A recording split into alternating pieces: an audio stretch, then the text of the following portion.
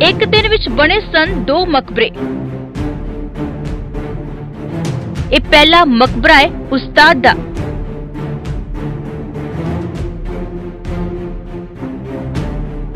दूजा मकबरा चेले दा। उस्ताद ने तोड़िया सी चेले दा हंकार, शर्तां सी सिर कलम करन दियां।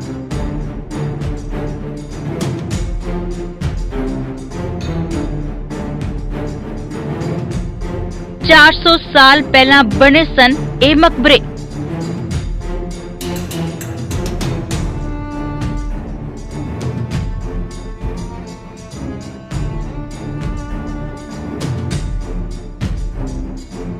सत श्री अकाल, तुसी देख रहे हो डेली पोस्ट पंजाबी। मैं हाँ मनदीप कौर संधू। अक्सर किया जाता है हंकारिया सो मारिया। सियाणे ये भी कहते ने कि हंकारे हुए इंसान नू इंसान ही दिसना बंद हो जाता है। जदों असीं अपने घर की छत ते चढ़ते ना तो सानू अपना मकान भी दिसना बंद हो जाता है।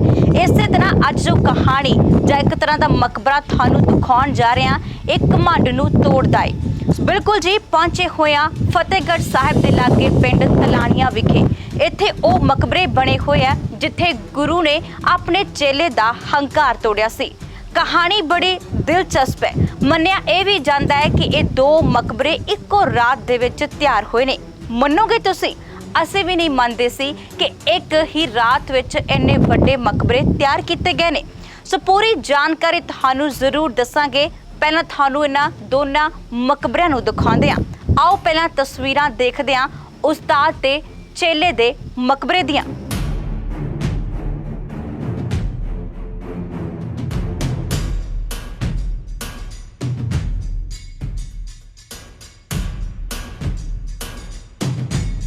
सो तुसी तस्वीरां देख लिया ने इस मकबरे दियां कि किस तरह ये तैयार होया है ते कितना खूबसूरत है, पर अज खंडर दे विच तब्दील हुंदा जा रहा है। सो इसे तरह इसका इतिहास की है वो सानू दसणगे जरूर। साडे नाल अज मौजूद ने फतेहगढ़ साहिब की धरती ते ही असीं उन्हां नू इत्थे बुलाया जिन्हां ने सानू पिंड तलानिया दे विच। सो साडे नाल ने एडवोकेट भरत वर्मा जी। सो सब तो पहला डेली पोस्ट पंजाबी ते भरत जी स्वागत करते हैं जी। मैं भी डेली पोस्ट पंजाबी का स्वागत करदा। शहीदां की धरती फतेहगढ़ साहब विखे आउण दा। वैसे तो ये धरती किसी भी तरह की पहचान की मुहताज नहीं हैगी जी, क्योंकि जो सिख धर्म दे विच दुनिया की सब तो वड्डी कुर्बानी का मान प्राप्त हैगा वो इस धरती नूं हैगा। पर इत्थे होर भी बहुत सारिया कुछ इतिहासक चीज़ां हैगियां ने, जिन्हां दे विचों एक ये उस्ताद ते शागिर्द दे मकबरे हैगे ने। इन्हां दे विच जिहड़ा ये मकबरा हैगा ये उस्ताद सैयद खान दा है जी। जी सो बिल्कुल असी उस्ताद दे मकबरे ते पहुंचे हुए नाल तस्वीरां सी अपने दर्शकों को दिखावांगे, नाल पूरी जानकारी देते चलांगे, क्योंकि असी बड़ी बरीकी दे नाल सारी चीज़ों को दिखाना है। सो कल्ली कल्ली चीज़ बारे तुसीं भी दसोगे ते कल्ली कल्ली चीज़ बारे असी सवाल भी तुहानू पूछांगे। सो असी पहला उपर चलते हैं जी। मनदीप जी देखो ये कितनी पुरानी इमारत है, तुसी वॉल्स देख लो, इहदियां पौड़ियां देखो, ये अज भी उस तरीके नाल बणियां वियां हैगियां ने। उपर इहदी जिहड़ी कलाकारी है टाइम दे नाल हुई भी, तुसी इहदियां वॉल्स तो इहदियां छत्तां तो प्रॉपरली देख सकदे हो। बिल्कुल ये पुरानियां हीटां ने चूने नाल जिहड़ी है इस इमारत नूं जिहड़ा तैयार किया गया है। सो ये तस्वीरें तुसीं देख सकते हो कि पहला तुहानू उपरली तस्वीर दिखाने हैं कि क्या बातां ने, क्या आलीशान तरीके नाल बनाई गई है। सो पहला तो ये दसो कि जिहड़े उस्ताद, हाँ जी, उस्ताद सैयद खान जी ते उन्हां दे चेले ख्वाजा खान जी, ये लगभग 400 साल पहला जिहड़ियां इमारतां ने इन्हां दा निर्माण होया सी। कहा जाता है भी ये जिहड़ा निर्माण कारज सी लगभग इक्को ही रात दे विच ये बिल्डिंग्स जिहड़ियां सीगियां वो तैयार कीतियां गईयां सी। सो जिस तरह ये गल कर रहे हो कि तुसी दोनों गुरु ते चेले दी है ना, सो मन्निया जाता है कि एक रात विच तैयार की गई। बड़ा हैरान करने वाला है सवाल है, क्योंकि एक रात दे विच इन्ना वड्डा मकबरा तैयार करना कोई सौखी गल नहीं है। देखो जी वैसे तो ये यकीन करना बहुत औखी गल है, पर कहा जाता है जी भी उस टाइम दे 400 साल पहला जिहड़ा मुहम्मदन काल सी उदों दे सब तो वड्डे आर्कीटैक्ट सी जिहड़े उस्ताद सैयद खान सीगे। उन्हां दे चेले दे नाल इस गल ते शर्त लग गई, चेले नूं अहंकार हो गया सी भी मैं उस्ताद तो सारा कुछ सीख लिया, मैं सुपीरियर हां, ते उस्ताद ने कहा भी मैं सुपीरियर हां। दैन दोनों दे विच एक डिसाइड किया गया भी आपां दोनों एक मकबरा बनावांगे एक रात दे विच। जिहने पहलां तैयार कर लिया, वधिया तैयार कर लिया, वो जित जेगा। ਦੂਸਰਾ ਹਾਰ ਜਾਏਗਾ। ਇਹਦੇ ਵਿੱਚ ਇੱਕ ਖਾਸ ਪਹਿਲੂ ਇਹ ਸੀ ਵੀ ਇਹ 'ਚ ਸ਼ਰਤ ਰੱਖੀ ਗਈ ਜਿਹੜਾ ਹਾਰ ਗਿਆ ਜਿਹਨੇ ਈਨ ਕਬੂਲ ਲਈ ਉਹਦਾ ਸਿਰ ਕਲਮ ਕਰ ਦਿੱਤਾ ਜਾਊਗਾ। ਤੇ ਟਾਈਮਲੀ ਦੋਨੋਂ ਨੇ ਆ ਕੇ ਸਟਾਰਟ ਕੀਤਾ ਕਹਿੰਦੇ ਕੰਮ। ਤੇ ਕਿਉਂਕਿ ਦੋਨੇ ਵੱਡੇ ਆਰਕੀਟੈਕਟ ਸੀ, ਮੈਨੂੰ ਲੱਗਦਾ ਜੀ ਵੀ ਉਸ ਟਾਈਮ ਘੱਟੋ ਘੱਟ ਸੈਂਕੜੇ ਜਾਂ ਹਜ਼ਾਰਾਂ ਮਜ਼ਦੂਰਾਂ ਮਿਸਤਰੀਆਂ ਨੇ ਇਹਨੂੰ ਬਣਾਉਣ ਦੇ ਲਈ ਕੰਮ ਕੀਤਾ ਹੋਣਾ, ਤਾਂ ਹੀ ਇਹ ਇੰਨੀ ਜਲਦੀ ਤਿਆਰ ਹੋਏ ਨੇ ਜੀ। ਬਿਲਕੁਲ। ਤੇ ਵਾਕਈ ਬਹੁਤ ਹੈਰਾਨ ਕਰ ਦੇਣ ਵਾਲਾ ਹੈ ਕਿਉਂਕਿ ਜਿੱਥੇ ਘਮੰਡ ਵੀ ਤੋੜਿਆ ਗਿਆ ਸੀ ਉੱਥੇ ਜੇਕਰ ਗੱਲ ਕੀਤੀ ਜਾਵੇ ਬਹੁਤ ਸਾਰੇ ਜਿਹੜੇ ਕਾਰੀਗਰ ਨੇ ਉਹ ਇੱਥੇ ਲੱਗੇ ਹੋਣਗੇ ਕਿਉਂਕਿ ਕੱਲੀ ਕੱਲੀ ਇੱਟ ਚੁਣੀ ਗਈ ਹੈ, ਡਿਜ਼ਾਈਨ ਬੜਾ ਖੂਬਸੂਰਤ ਤਰੀਕੇ ਨਾਲ ਬਣਾਇਆ ਗਿਆ ਕਿਉਂਕਿ ਜੇਕਰ ਅਸੀਂ ਪਰਵਿੰਦਰ ਆਪਾਂ ਉੱਪਰ ਛੱਤ ਤੇ ਜਿਹੜੀ ਤਸਵੀਰ ਦਿਖਾਵਾਂਗੇ ਇੱਕ ਵਾਰ, ਇਹ ਦੇਖੋ ਤੁਸੀਂ ਛੱਤ ਬਣਾਉਣ ਤੇ ਹੀ ਬਹੁਤ ਟਾਈਮ ਲੱਗ ਜਾਂਦਾ ਹੈ। ਗੋਲ ਗੁੰਬਦ ਵਿੱਚ ਬਣਾਈਆਂ ਗਈਆਂ ਚੀਜ਼ਾਂ ਨੇ ਪਰ ਤੁਸੀਂ ਖੁਦ ਦੇਖੋ ਕਿ ਇੱਕ ਰਾਤ ਵਿੱਚ ਇਹ ਚੀਜ਼ਾਂ ਤਿਆਰ ਹੋਣੀਆਂ ਬੇहद ਮੁਨਾਸਿਬ ਨੇ, ਅਸੰਭਵ ਹੈ। ਕਿਹਾ ਜਾਂਦਾ ਜੀ ਜੋ ਅਸੀਂ ਆਪਣੇ ਗ੍ਰੈਂਡਫਾਦਰ ਉਹਨਾਂ ਤੋਂ ਸੁਣਿਆ ਸੀ, ਜੋ ਇਹਦੀ ਹਿਸਟਰੀ ਅੱਜ ਤੱਕ ਅਸੀਂ ਸੁਣੀ ਹੈ ਉਹ ਇਹੀ ਹੈ ਜੀ ਵੀ ਜਦੋਂ ਉਸਤਾਦ ਤੇ ਚੇਲੇ ਦਾ ਕੰਪੀਟੀਸ਼ਨ ਚੱਲ ਰਿਹਾ ਸੀ ਤਾਂ ਉਸਤਾਦ ਨੇ ਰਾਤ ਨੂੰ ਬਿਲਡਿੰਗ ਕੰਪਲੀਟ ਕਰ ਲਈ ਸਵੇਰੇ ਮਾਰਨਿੰਗ ਦੇ ਪਹਿਲੇ ਪਹਿਰ ਤੱਕ। ਤੇ ਕਿਸੇ ਪਿੰਡ ਦੇ ਆਲੇ ਦੁਆਲੇ ਸੁਆਣੀ ਨੇ ਕਹਿੰਦੇ ਵੀ ਜਦੋਂ ਲੱਸੀ ਰੜਕਣ ਦੇ ਲਈ ਮਧਾਣੀ ਪਾਈ ਤਾਂ ਚਾਟੀ ਦੇ ਵਿੱਚ ਜਦੋਂ ਮਧਾਣੀ ਪਈ ਤਾਂ ਉਹਦੀ ਆਵਾਜ਼ ਸੁਣ ਕੇ ਦੋਨਾਂ ਨੇ ਕੰਮ ਰੋਕ ਲਿਆ। ਤਾਂ ਇਹਨਾਂ ਦੀ ਜਿਹੜੀ ਦੋਨੇ ਹੈਗੇ ਨੇ ਮਕਬਰੇ, ਇਹਨਾਂ ਚੋਂ ਇੱਕ ਮਕਬਰੇ ਦਾ ਜਿਹੜਾ ਉੱਪਰਲਾ ਹਿੱਸਾ ਹੁੰਦਾ ਗੁੰਬਦ ਦਾ ਉਹ ਬਣਨਾ ਰਹਿ ਗਿਆ ਸੀ। ਇਸ ਕਰਕੇ ਉਹ ਬੰਦਾ ਮਤਲਬ ਜਿਹੜਾ ਚੇਲਾ ਸੀਗਾ ਉਹਦੇ ਦਾ ਰਹਿ ਗਿਆ ਸੀ, ਉਹ ਹਾਰ ਗਿਆ ਸੀ ਜੀ। ਤੇ ਫਿਰ ਬਿਲਕੁਲ ਜੇਕਰ ਗੱਲ ਕੀਤੀ ਉਹਨਾਂ ਨੇ ਉਸ ਵੇਲੇ ਇਸ ਆਪਣੇ ਜਿਹੜੇ ਚੇਲੇ ਦਾ ਸੀ ਉਹ ਘਮੰਡ ਵੀ ਤੋੜਿਆ ਸੀ, ਉਸ ਘਮੰਡ ਨੂੰ ਪ੍ਰਤੀਕ ਜਿਹੜੀ ਇਹ ਬਿਲਡਿੰਗ ਹੈ ਉਹ ਅੱਜ ਵੀ ਮੌਜੂਦ ਹੈ। ਕਿੰਨੇ ਸਾਲਾਂ ਤੋਂ ਇਹ ਪੁਰਾਣੀ ਹੈ ਤੇ ਅੱਜ ਵੀ ਇਹਦੀ ਸਾਂਭ ਸੰਭਾਲ ਕੋਈ ਨਹੀਂ ਕਰ ਰਿਹਾ। ਤਸਵੀਰਾਂ ਸੇ ਅੱਗੇ ਵੀ ਤੁਹਾਨੂੰ ਲਗਾਤਾਰ ਹੀ ਦਿਖਾਉਂਦੇ ਚੱਲਾਂਗੇ। ਸੋ ਜੇਕਰ ਗੱਲ ਕੀਤੀ ਜਾਵੇ ਜਿਸ ਤਰ੍ਹਾਂ ਤੁਸੀਂ ਦੱਸ ਰਹੇ ਹੋ ਕਿ ਬਹੁਤ ਸਾਲਾਂ 400 ਸਾਲ ਕਰੀਬ ਪੁਰਾਣੀ ਹੈ, ਸਾਂਭ ਸੰਭਾਲ ਕੌਣ ਕਰਦਾ ਇੱਥੇ ਦੀ ਸਾਂਭ ਸੰਭਾਲ ਵੈਸੇ ਤਾਂ ਜੀ ਸਰਕਾਰ ਦੀ ਜ਼ਿੰਮੇਵਾਰੀ ਆ। ਸਰਕਾਰ ਨੇ ਇਹਨੂੰ ਹਾਇਰ ਕੀਤਾ ਵਾ, ਸਰਕਾਰ ਨੇ ਇਹਨੂੰ ਆਪਣੇ ਕਬਜ਼ੇ 'ਚ ਲਿਆ ਵਾ। ਪਰ ਜੋ ਇਹਦੇ ਹਾਲਾਤ ਨੇ ਉਹ ਆਪਾਂ ਦੇਖ ਕੇ ਕਹਿ ਸਕਦੇ ਹਾਂ ਵੀ ਇਹਦੀ ਸਾਂਭ ਸੰਭਾਲ ਜਿਹੜੀ ਹੈਗੀ ਆ ਉਹ ਸਿਰਫ ਕਾਗਜ਼ਾਂ ਤੱਕ ਹੀ ਸੀਮਤ ਆ। ਇਹਦੇ ਤੇ ਕਦੇ ਕੋਈ ਵੀ ਆਉਂਦਾ ਹੀ ਨਹੀਂ ਉਰੇ।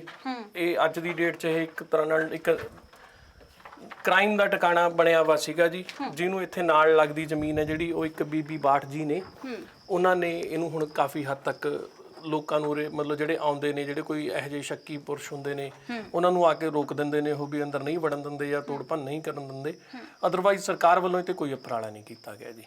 ਜੇਕਰ ਇੱਥੋਂ ਦੇ ਆਰਕੀਟੈਕਟ ਦੀ ਗੱਲ ਕੀਤੀ ਜਾਵੇ, ਕਹਿੰਦੇ ਕਿ ਮੁਸਲਮਾਨ ਬਹੁਤ ਖੂਬਸੂਰਤ ਤਰੀਕੇ ਨਾਲ ਬਿਲਡਿੰਗ ਨੂੰ ਤਿਆਰ ਕਰਦੇ ਸੀ, ਇਹ ਵੀ ਮੁਸਲਮਾਨ ਹੀ ਸਨ, ਹੈ ਨਾ। ਸੋ ਉਸ ਵੇਲੇ ਕਿਉਂਕਿ ਇੱਕ ਰਾਤ ਵਿੱਚ ਇੰਨੇ ਵੱਡੀ ਬਿਲਡਿੰਗ ਤਿਆਰ ਕਰਨਾ, ਇਮਾਰਤ ਨੂੰ ਤਿਆਰ ਕਰਨਾ ਬਹੁਤ ਮੁਸ਼ਕਿਲ ਹੋ ਜਾਂਦਾ ਹੈ। ਜਿਵੇਂ ਕਿ ਅਸੀਂ ਇਹੀ ਕਹਿ ਸਕਦੇ ਹਾਂ ਕਿ ਸ਼ਾਇਦ ਹਜ਼ਾਰਾਂ ਦੇ ਕਰੀਬ ਜਿਹੜੇ ਮਿਸਤਰੀ ਲੱਗੇ ਹੋਣਗੇ, ਫਿਰ ਇੱਕ ਰਾਤ ਵਿੱਚ ਬਹੁਤ ਸਾਰੀ ਇੱਟ ਵੀ ਆਈ ਹੋਏਗੀ। ਸੋ ਇਹ ਤਾਂ ਸਵਾਲ ਬੜੇ ਜ਼ਿਆਦਾ ਉੱਠਦੇ ਨੇ ਪਰ ਕਹਿੰਦੇ ਕਿ ਯਕੀਨ ਨਹੀਂ ਆਉਂਦਾ ਕਿ ਵਾਕਈ ਹੀ ਇੱਕ ਰਾਤ ਵਿੱਚ ਇਹ ਤਿਆਰ ਹੋਇਆ ਹੋਵੇਗਾ। ਦੇਖੋ ਜੀ ਇਹੀ ਫਰਕ ਆ ਇਤਿਹਾਸ ਤੇ ਮਿਥਿਹਾਸ ਦੇ ਵਿੱਚ। ਜੇ ਕਿਤੇ ਸਰਕਾਰਾਂ ਨੇ ਸਮਾਂ ਰਹਿੰਦੇ ਇਸ ਚੀਜ਼ ਨੂੰ ਪ੍ਰੋਪਰ ਤਰੀਕੇ ਦੇ ਨਾਲ ਸਾਡੀ ਹਿਸਟਰੀ ਨੂੰ ਸੰਭਾਲਿਆ ਹੁੰਦਾ, ਇਹਦਾ ਸਾਰਾ ਕੁਝ ਪ੍ਰੋਪਰਲੀ ਲਿਖਿਆ ਹੁੰਦਾ ਤਾਂ ਇਹ ਅੱਜ ਸਾਡੇ ਕੋਲ ਇੱਕ ਪ੍ਰੋਪਰ ਇਤਿਹਾਸ ਹੋਣਾ ਸੀ। ਸਮਾਂ ਰਹਿੰਦੇ ਇਤਿਹਾਸ ਨੂੰ ਨਹੀਂ ਸੰਭਿਆ ਜਾ ਰਿਹਾ, ਇਸ ਕਰਕੇ ਇਹ ਮਿਥਿਹਾਸ ਬਣਦਾ ਜਾ ਰਿਹਾ ਹੈ। ਆਉਣ ਵਾਲੇ ਸਮੇਂ ਦੇ ਵਿੱਚ ਜੇ ਇਤਿਹਾਸ ਨੂੰ ਨਹੀਂ ਸੰਭਿਆ ਜਾਊਗਾ ਤਾਂ ਉਹ ਮਿਥਿਹਾਸ ਦਾ ਰੂਪ ਲਊਗਾ। ਹਾਂ ਬਿਲਕੁਲ। ਇੱਕ ਵਾਰ ਅਸੀਂ ਤੁਹਾਨੂੰ ਨਾ ਤਸਵੀਰ ਇੱਥੋਂ ਦਿਖਾਉਂਦੇ ਹਾਂ ਕਿ ਜਿੱਥੇ ਉਸ ਵੇਲੇ ਜਿਹੜਾ ਆ ਚੇਲੇ ਦਾ ਮਕਬਰਾ ਬਣਾਇਆ ਗਿਆ ਸੀ, ਇੱਥੋਂ ਦੂਰੀ ਤੇ ਸੀ। ਪਰ ਜੇ ਜੇਕਰ ਗੱਲ ਕੀਤੀ ਜਾਵੇ ਕਿ ਇੰਨੀ ਦੂਰੀ ਤੇ ਫਿਰ ਕਿਉਂ ਰੱਖਿਆ ਗਿਆ, ਕਿਉਂਕਿ ਇੱਥੋਂ ਆਈ ਥਿੰਕ 1 ਕਿਲੋਮੀਟਰ ਦੀ ਦੂਰੀ ਹੋਏਗੀ। ਨਹੀਂ ਜੀ ਨਹੀਂ, ਇਹ ਤਾਂ ਕੁਝ ਇਹ 200 ਮੀਟਰ ਦੀ ਦੂਰੀ ਤੇ ਹੀ ਹੈ ਜੀ। ਇਹ ਐਕਚੁਅਲੀ ਇਹਦਾ ਜਿਹੜਾ ਨਿਰਮਾਣ ਕੀਤਾ ਗਿਆ ਸੀ ਵੀ ਇੱਕ ਦੂਜੇ ਨੂੰ ਕਿਉਂਕਿ ਆਪਸ 'ਚ ਸਾਹਮਣੇ ਦਿਖਣੇ ਚਾਹੀਦੇ ਸੀ ਵੀ ਦੋਨਾਂ ਦੇ ਵਿੱਚ ਫਰਕ ਕਿਹੜਾ ਰਹਿ ਗਿਆ, ਕਿਹੜਾ ਕੰਪਲੀਟ ਹੋ ਗਿਆ, ਕੋਈ ਚੀਟਿੰਗ ਤਾਂ ਨਹੀਂ ਹੋ ਰਹੀ। ਕਿਉਂਕਿ ਇਹਦੇ ਵਿੱਚ ਜਿਹੜੀ ਸ਼ਰਤ ਲੱਗੀ ਵੀ ਸੀ ਉਹ ਇਹ ਸੀ ਵੀ ਜਿਹੜਾ ਬੰਦਾ ਹਾਰ ਗਿਆ ਉਹਦਾ ਸਿਰ ਕਲਮ ਕਰ ਦਿੱਤਾ ਜਾਊਗਾ। ਪਰ ਜਦੋਂ ਉਸਤਾਦ ਨੇ ਮਤਲਬ ਅਗਲੇ ਦਿਨ ਜਿੱਤ ਗਿਆ ਤਾਂ ਚੇਲਾ ਆਪਣੀ ਸ਼ਰਤ ਦੇ ਅਕੋਰਡਿੰਗ ਆਇਆ ਉੱਥੇ, ਉਹਨੇ ਕਿਹਾ ਵੀ ਠੀਕ ਹੈ ਮੈਂ ਹਾਰ ਗਿਆ, ਮੇਰਾ ਤੁਸੀਂ ਸਿਰ ਵੱਢ ਸਕਦੇ ਹੋ। ਤਾਂ ਉਸਤਾਦ ਨੇ ਕਿਹਾ ਵੀ ਮੈਨੂੰ ਤੇਰੇ ਸਿਰ ਦੀ ਲੋੜ ਨਹੀਂ, ਕਿਉਂਕਿ ਤੂੰ ਵੀ ਇੱਕ ਮਤਲਬ ਦੁਨੀਆ ਦੇ ਵਿੱਚ ਨਮਾਣਾ ਖੱਟਣ ਵਾਲਾ ਕਾਰੀਗਰ ਹੈਗਾ, ਮੈਂ ਤੇਰਾ ਸਿਰ ਨਹੀਂ ਵੱਢੂੰਗਾ ਪਰ ਮੈਂ ਤੇਰਾ ਘਮੰਡ ਤੋੜੂੰਗਾ। ਇਸ ਕਰਕੇ ਫਿਰ ਉਹਨਾਂ ਨੇ ਉਹਦਾ ਘਮੰਡ ਤੋੜਨ ਦੇ ਲਈ ਇਸ ਬਿਲਡਿੰਗ ਦੀ ਜਿਹੜੀ ਇੱਕ ਬੁਰਜੀ ਸੀਗੀ ਉਹਨੂੰ ਤੋੜ ਦਿੱਤਾ ਸੀ। ਸੋ ਬਿਲਕੁਲ ਜੀ, ਜਿਸ ਤਰ੍ਹਾਂ ਭਰਤ ਹੋਣਾ ਨੇ ਦੱਸਿਆ ਕਿ ਜਿਹੜਾ ਚੇਲਾ ਸੀ ਉਸ ਵੇਲੇ ਹਾਰ ਚੁੱਕਾ ਸੀ। ਜੇਕਰ ਅਸੀਂ ਗੱਲ ਕੀਤੀ ਜਾਵੇ ਅੱਜ ਵੀ ਫਿਰ ਗੁਰੂ ਨੇ ਜਿਹੜੇ ਆਪਣੇ ਚੇਲੇ ਦੀ ਲਾਜ ਰੱਖ ਲਈ ਸੀ, ਕਿਉਂਕਿ ਚੇਲਾ ਜਦੋਂ ਹਾਰ ਜਾਂਦਾ, ਯਾਨੀ ਕਿ ਜੋ ਪੌ ਫਟਾਲਾ ਹੋਣ ਤੋਂ ਪਹਿਲਾਂ ਹੀ ਜਦੋਂ ਸਵਾਣੀ ਨੇ ਆਪਣੇ ਦੁੱਧ ਵਾਲੀ ਮਧਾਣੀ ਰਿੜਕਣੀ ਸ਼ੁਰੂ ਕਰਤੀ, ਯਾਨੀ ਕਿ ਦੁੱਧ ਰਿੜਕਣਾ ਸ਼ੁਰੂ ਕਰ ਦਿੱਤਾ ਸੀ, ਤਾਂ ਉਸ ਵੇਲੇ ਜਿਹੜਾ ਉਹਨਾਂ ਦੋਨਾਂ ਪਾਸੋਂ ਜਿਹੜਾ ਕੰਮ ਸੀਗਾ, ਦੋਨਾਂ ਹੀ ਪਾਸਿਆਂ ਤੋਂ ਕੰਮ ਜਿਹੜਾ ਬੰਦ ਹੋ ਗਿਆ ਸੀਗਾ। ਮੰਨਿਆ ਜਾਂਦਾ ਹੈ ਕਿ ਫਿਰ ਜਿਹੜਾ ਚੇਲਾ ਉਹ ਆਪਣੇ ਗੁਰੂ ਕੋਲ ਆਉਂਦਾ ਕਿ ਤੁਸੀਂ ਸ਼ਰਤ ਮੁਤਾਬਕ ਜਿਹੜਾ ਮੇਰਾ ਸਿਰ ਹੈ ਉਹ ਵੀ ਕਲਮ ਕਰ ਸਕਦੇ ਹੋ। ਪਰ ਜਿੱਥੇ ਉਸ ਤੋਂ ਬਾਅਦ ਗੁਰੂ ਦੇ ਵੱਲੋਂ ਇਹ ਆਖਿਆ ਗਿਆ ਕਿ ਮੈਂ ਸਿਰਫ ਤੁਹਾਡਾ ਜਿਹੜਾ ਸੀ ਕਮਾਂਡ ਤੋੜਨਾ ਚਾਹੁੰਦਾ ਸੀ, ਨਾ ਕਿ ਮੈਂ ਤੁਹਾਡਾ ਸਿਰ ਕਲਮ ਕਰਨਾ ਹੈ। ਸੋ ਬੜੀ ਵੱਡੀ ਜਿਹੜੀ ਮਿਸਾਲ ਹੈ ਪੈਦਾ ਕਰਕੇ ਗਿਆ। ਅੱਜ ਵੀ ਇਹਨਾਂ ਮਕਬਰਿਆਂ ਦੇ ਉੱਪਰ ਜਿਹੜੇ ਗੁੰਬਦ ਨੇ ਇਹ ਬਿਲਡਿੰਗ ਦੇ ਉੱਪਰ ਪੂਰੀ ਤਰ੍ਹਾਂ ਬਣਿਆ ਹੋਇਆ ਹੈ, ਪੂਰੀ ਤਰ੍ਹਾਂ ਕੰਪਲੀਟ ਹੈ। ਉਹ ਹਾਲੇ ਵੀ ਜਿਹੜੀ ਅਨਕੰਪਲੀਟ ਉਸੇ ਤਰ੍ਹਾਂ ਹੀ ਹੈ। ਸੋ ਇੱਥੇ ਇਹ ਸਾਬਿਤ ਹੁੰਦਾ ਹੈ ਕਿ ਅੱਜ ਵੀ ਜਿਹੜਾ ਆ ਹੰਕਾਰਿਆ ਹੋਏ ਵਿਅਕਤੀ ਜੋ ਮਨ ਦੇ ਵਿੱਚ ਹਮੇਸ਼ਾ ਹੰਕਾਰ ਰੱਖਦਾ, ਉਸ ਦਾ ਜਿਹੜਾ ਹੰਕਾਰ ਹੈ ਉਹ ਜ਼ਰੂਰ ਟੁੱਟ ਜਾਂਦਾ ਹੈ। ਹੰਕਾਰ ਟੁੱਟਣਾ ਜਿਹੜਾ ਲਾਜ਼ਮੀ ਵੀ ਹੁੰਦਾ ਹੈ, ਕਿਉਂਕਿ ਹੰਕਾਰ ਵਾਲਾ ਬੰਦਾ ਬਹੁਤੀ ਦੇਰ ਸਰਵਾਈਵ ਨਹੀਂ ਕਰ ਸਕਦਾ, ਕਿਤੇ ਨਾ ਕਿਤੇ ਜਿਹੜਾ ਹੰਕਾਰ ਹੈ ਉਹ ਟੁੱਟ ਜਾਂਦਾ ਹੈ। ਸੋ ਅਸੀਂ ਜਿਹੜੀ ਬਿਲਡਿੰਗ ਦੀ ਤਸਵੀਰਾਂ ਤੁਹਾਨੂੰ ਉੱਪਰੋਂ ਦਿਖਾ ਦਿੱਤੀਆਂ ਨੇ, ਕਿਸ ਤਰ੍ਹਾਂ ਕਿੰਨੀ ਖੂਬਸੂਰਤੀ ਦੇ ਨਾਲ ਜਿਹੜੀ ਇਹ ਬਿਲਡਿੰਗ ਹੈ ਉਹ ਬਣੀ ਹੋਈ ਹੈ।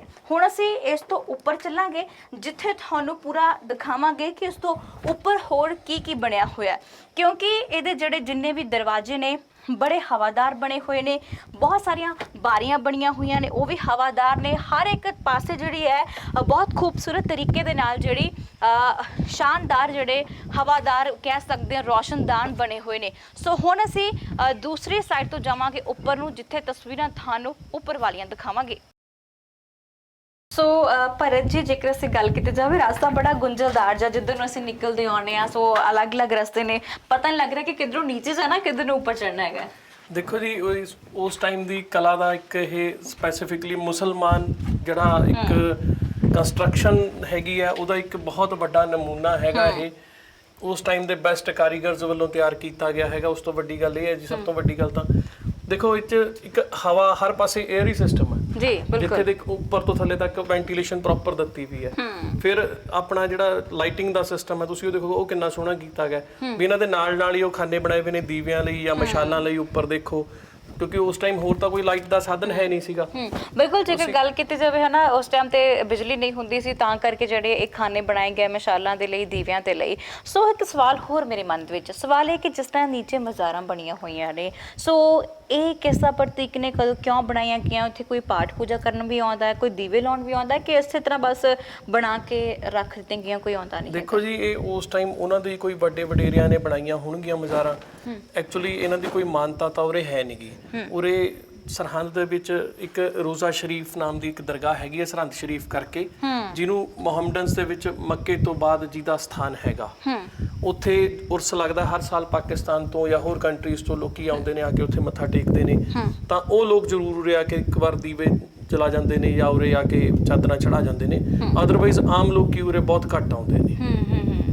ਸੋ ਜਿਸ ਤਰ੍ਹਾਂ ਤੁਹਾਨੂੰ ਇਹਨਾਂ ਨੇ ਦੱਸਿਆ ਕਿ ਇਹ ਜਿਹੜੀ ਮਜ਼ਾਰ ਹੈ ਬਣੀ ਹੋਈ ਹੈ ਇੱਥੇ, ਹਾਲਾਂਕਿ ਜਦੋਂ ਕੋਈ ਮੇਲਾ ਇੱਥੇ ਲੱਗਦਾ, ਨੇੜੇ ਇੱਕ ਦਰਗਾਹ ਆ, ਬਸ ਉੱਥੋਂ ਜਦੋਂ ਕੋਈ ਆਉਂਦਾ ਤਾਂ ਫਿਰ ਉਸੇ ਹੀ ਪੈਰੋਕਾਰ ਹੋਣ ਦੇ ਕਰਕੇ, ਮੁਸਲਮਾਨ ਪੈਰੋਕਾਰ ਹੋਣ ਦੇ ਕਰਕੇ ਜਿਹੜਾ ਆ ਉਹ ਇੱਥੇ ਵੀ ਆਉਂਦੇ ਨੇ, ਦੀਵਾ ਲਾ ਕੇ ਚਲੇ ਜਾਂਦੇ ਨੇ। ਪਰ ਇਹ ਤਾਂ ਜਿੱਥੇ ਇੰਨੀ ਵੱਡੀ ਇਤਿਹਾਸਕ ਬਿਲਡਿੰਗ ਕਹਿ ਸਕਦੇ ਹਾਂ, ਇਮਾਰਤ ਕਹਿ ਸਕਦੇ ਬਣੀ ਹੋਈ ਹੈ, ਪਰ ਇੱਥੇ ਜਿਸ ਤਰ੍ਹਾਂ ਇਹ ਮਜ਼ਾਰਾਂ ਬਣੀਆਂ ਹੋਈਆਂ ਨੇ, ਸੋ ਇੱਕ ਕਹਿ ਸਕਦੇ ਕਿ ਤੋਹੀਨ ਵੀ ਬਹੁਤ ਵੱਡੀ ਹੈ। ਕਿਉਂਕਿ ਆਪਾਂ ਆਮ ਤੌਰ 'ਤੇ ਕਿਹਾ ਜਾਂਦੇ, ਸਭ ਕਹਿੰਦੇ ਕਿ ਸਾਡੇ ਜਦੋਂ ਕੋਈ ਵੀ ਅਪਸ਼ਬਦ ਕੋਈ ਬੋਲ ਦਿੰਦਾ ਤਾਂ ਬੜੇ ਵਿਵਾਦ ਖੜੇ ਹੋ ਜਾਂਦੇ ਨੇ ਕਿ ਸਾਡੇ ਧਰਮ ਨੂੰ ਜਿਹੜਾ ਨਿੰਦਿਆ ਗਿਆ ਜਾਂ ਟਿੱਪਣੀਆਂ ਕੀਤੀਆਂ ਗਈਆਂ, ਰੋਸ ਧਰਨੇ ਸ਼ੁਰੂ ਹੋ ਜਾਂਦੇ ਨੇ। ਤੇ ਅੱਜ ਕਿਸੇ ਨੂੰ ਨਹੀਂ ਦਿਖਦਾ ਕਿ ਇੰਨਾ ਵੱਡਾ ਮਕਬਰਾ ਬਣਿਆ ਤੇ ਇੱਥੇ ਮਜ਼ਾਰਾਂ ਬਣੀਆਂ, ਕੱਪੜੇ ਪਾਏ ਤਾਂ ਕੋਈ ਪੁੱਛਦਾ ਹੀ ਨਹੀਂ। ਬੇਸਿਕਲੀ ਆਪਾਂ ਪੰਜਾਬ ਬਾਰੇ ਕਹਿੰਦੇ ਆ ਵੀ ਗੁਰੂਆਂ ਪੀਰਾਂ ਦੀ ਧਰਤੀ ਹੈ। ਇੱਥੇ ਦਾ ਤਾਂ ਹਰ ਧਰਤੀ ਦਾ ਇੱਕ ਇੰਚ ਗੁਰੂਆਂ ਪੀਰਾਂ ਨਾਲ ਸੰਬੰਧ ਰੱਖਦਾ।